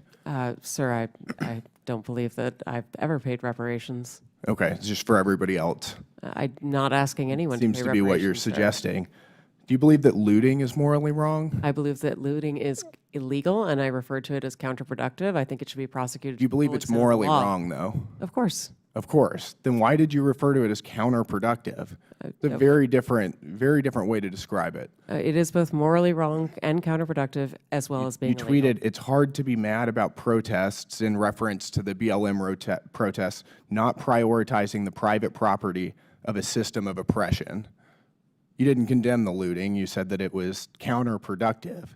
NPR also promoted a book called In Defense of Looting. Do you think that that's an appropriate use of taxpayer dollars? I'm unfamiliar with that book, sir, and I don't believe that was at my You time at tweeted NPR. that you read that book, but I don't believe that I did read that book, sir. do you think that a few years ago, NPR educated America about, quote, the whole community of genderqueer dinosaur enthusiasts? Do you think that that's an appropriate use of tax dollars? I was not at NPR at the time, sir. That's not the question, though. Do you think that that's an appropriate use of our tax dollars? I think our tax dollars that we use are to be able to provide a wide range of So perspectives. I'll take that as a yes. You do believe that that's appropriate.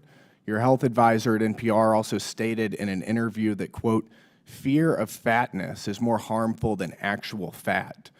Would you like to explain how fear of fatness is more harmful than actual fat? That's an editorial at NPR. I am not familiar with the editorial, and I don't believe that was published during my time here. It's called Diet Culture is Everywhere. Here's how to fight it. Do you think that that's an appropriate use of taxpayer dollars? I think any reporting on health is an appropriate use of You've taxpayer spent- dollars, yes. And you think that editorializing that fat is not unhealthy is appropriate? I don't know what that article is, sir, and I'm not familiar with it, so I This couldn't is say. fake news.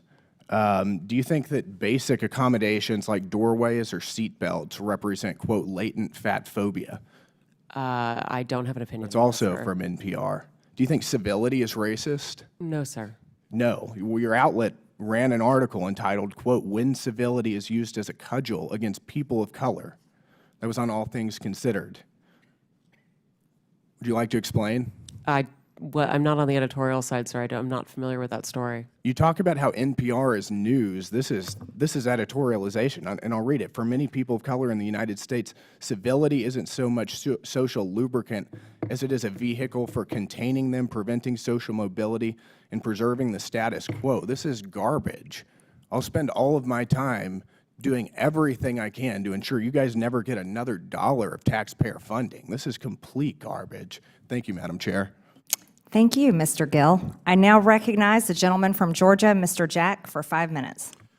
Well, thank you very much, Madam Chair. I'd like to just start and build off of something Mr. Fallon noted.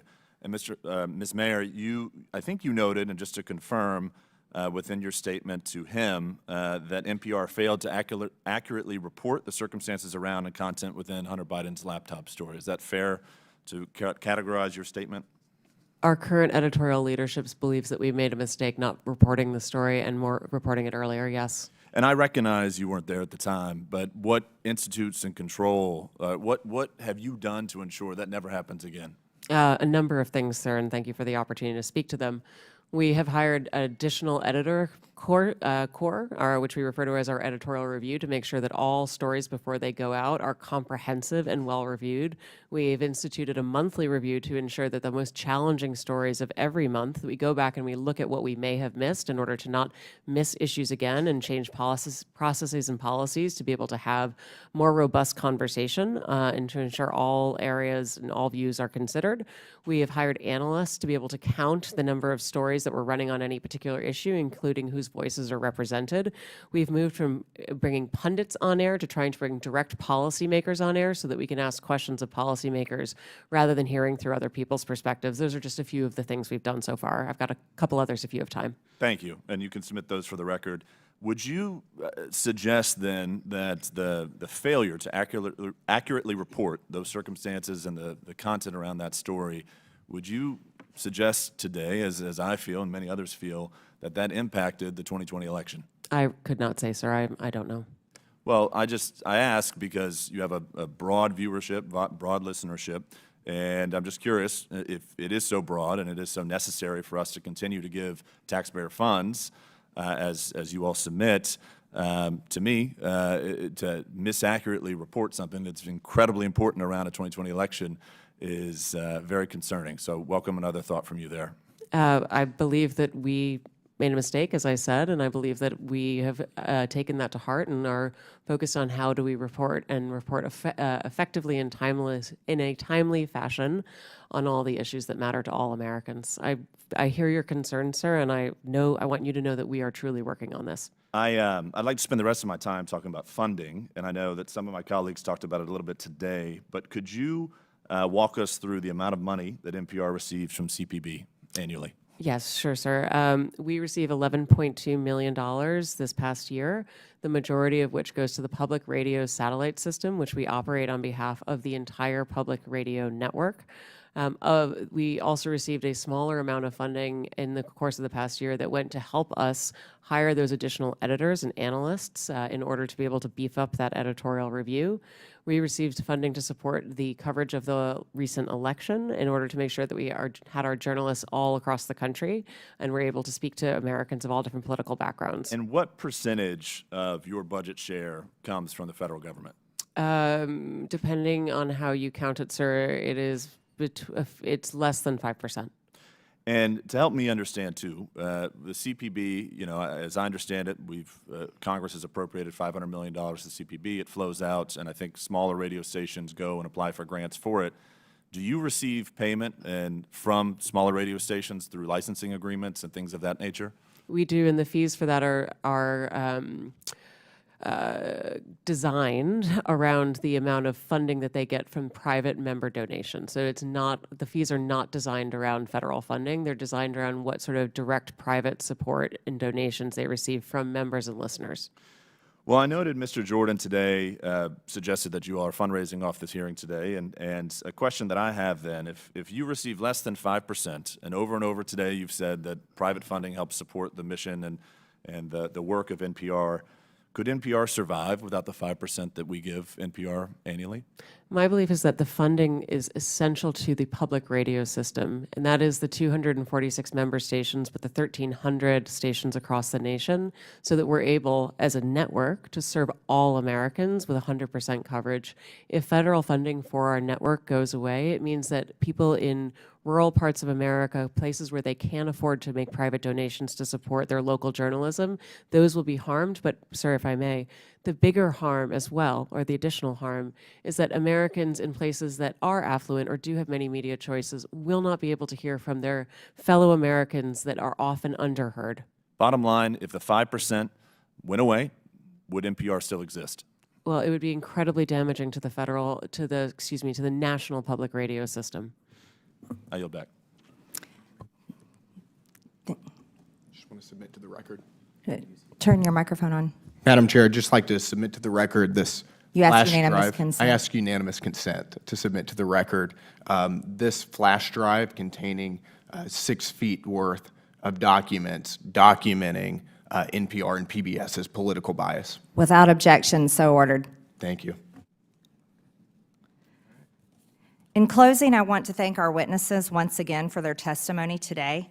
I now yield to the Ranking Member Lynch for his closing remarks. Thank you, Madam Chair. Thank you for having this hearing. I want to thank the witnesses for your willingness to testify. In closing, I want to follow up on Mr. Connor's point. I'd point out to my colleagues that there are some government functions that are not merely transactions. There are some undertakings that we, as a country, engage in which are not necessarily justified by cash on the barrel at the point of purchase. Everything is not a transaction. It's not like selling a car, although that's exactly what the president was doing on the lawn of the White House the other day. Sometimes a government program is a long-term investment. I think that applies to public broadcasting. Like when you use public television to teach kids their numbers and their alphabet, because in some households that might be the only source of instruction available. More often, it could be an exercise in trust, because a lot of our parents out there, 88% of parents said they trusted PBS Kids. Or when you have a documentary given by a historian like Ken Burns, and he does research and drills down on the letters and firsthand correspondence of Civil War veterans and families north and south, and gives us the hard facts of the Civil War. Hopefully, we are teaching, or at least reminding people of the wrongfulness of slavery and the consequences of us from a system of bondage and the horrific price that was paid and perhaps is still being paid. Everything is not a transaction. But I do believe that some people see it that way. I think President Trump and Elon Musk see life often as a series of transactions. Much of the support we provide to seniors is not a profitable transaction because they're older and vulnerable. But they have paid for their fair share into Social Security. That's why FDR designed it that way. Some people just wanted the government to promise to pay a pension, but FDR knew that if he had Americans pay into that system, that their sense of fairness would cause them to defend that pension. And so they would fight like hell to get what they had coming. It sounds like we might have to test that theory if Elon Musk and Howard Lutnick have their way. Another thing we do that is not necessarily profitable in a financial sense is that we care for our veterans. It's a promise we made to our sons and daughters in uniform, and it's the right thing to do. And veterans care and veteran benefits are special because those benefits are owed to every veteran who lies in a hospital bed in every VA hospital across the country, because those benefits are for courageous service previously and honorably rendered to our country. And so now it's the time for America and Congress to fulfill their obligation as promised. That's not a transaction. But because of that cost, the Trump administration VA has announced 80,000 layoffs at the VA. Trump and Vance also see support for Ukraine as a transaction, even though they've been invaded by Russia and are fighting for their lives and their freedom. As we saw a couple of weeks ago, for President Trump and Mr. Vance, it was a power transaction. And as the president insisted, Zelensky had no cards to play. And as Vance pointed out, he refused to sufficiently bend the knee, and he didn't dress up. These examples point out the nature of the presidency. Throughout our history, the president has never been viewed as the huckster-in-chief. Instead, our most successful presidents have occupied a position of what could be seen as moral leadership, which might cause some to conclude that America is bankrupt right now. But I have hope in the genius of our Constitution, that the checks and balances of our government framework might once again compensate for that shortcoming in the White House. It could be that Congress might provide that balance, or it may be the judicial branch that steps into the breach, or it might require the ultimate source of power in our system, the people themselves, to demand that we fulfill our obligations to all those most vulnerable in our country, wounded veterans, seniors, children, and the poor, to whom so much is owed. Madam Chair, I appreciate the opportunity here to address this issue. I would have preferred that we were talking about the security breach that occurred recently, but perhaps that will be for another day. But I thank you for your courtesy, and I yield back. I now recognize myself for closing remarks. The United States is $36 trillion in debt. In fiscal year 2024, the government spent over $1.8 trillion more than it took in. And in fiscal year 2025, the interest on our debt is expected to exceed $1 trillion. As we continue investigating waste, fraud, and abuse, and we can look no further than the Corporation for Public Broadcasting. The LGBTQ indoctrination of our children, the systematic racism narrative, and the support for censorship being pushed by the heads of NPR and PBS are just several of the many abuses of taxpayer dollars. And if you are one of the select few who might support such content, you can personally support and fund it with your own money through private donations, because the reality is the United States of America is broke and can't afford it. And after all, PBS and NPR are already fundraising off of this committee hearing. The American people are closely following along today in this long-awaited hearing to hear the case for why Americans' hard-earned tax dollars should continue for public broadcasting. I think from what we have heard here today, the American people will not continue to allow such propaganda to be funded through the federal government with their hard-earned tax dollars. The Corporation for Public Broadcasting that we give over $500 million to no longer serves the public. It serves a narrow audience of wealthy, liberal elites who are out of touch with everyday Americans. Not only have the times changed and the American people who once needed these outlets can now access the news anywhere at any time, but the content that is being put out through these state-sponsored outlets is so radical, it is brainwashing the American people and, more significantly, American children with un-American, anti-family, pro-crime fake news. The American people do not support their taxpayer dollars going to NPR articles like, "How is sex determined? Scientists say it's complicated," which discusses how biological sex is not limited to male or female. Or another article about how stories on crime are rife with misinformation and racism. Or about how birds and trees are racist. Over a 7-month period, the Media Research Center discovered the PBS NewsHour gave over 90% of the airtime to the left on gender ideology stories, 90%. As mentioned earlier, PBS was the outlet that featured the child predator drag queen on the education show for kids ages 3 to 8 years old. And to clarify the record, because our witness, Ms. Kerger, lied under oath and said it wasn't featured on PBS, this show was aired on PBS on April 1st, 2021, and we will take a look at this video right now. We're using a TV today because our audio system is having problems. Let's go ahead and watch this video.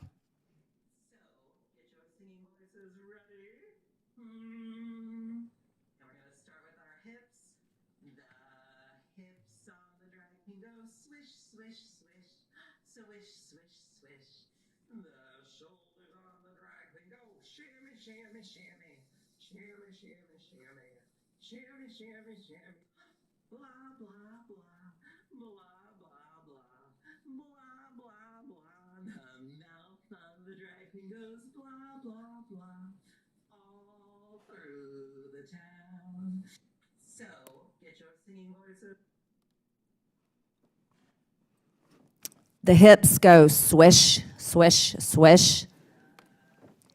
The shoulders go shimmy, shimmy, shimmy. That's repulsive. That's not what children ages 3 to 8 should ever be watching. A grown biological man posing as a woman. And by the way, Ms. Kerger, that was aired on April 1st, 2021. And then something happened. It wasn't an accident. And it wasn't just for a brief time that it was up.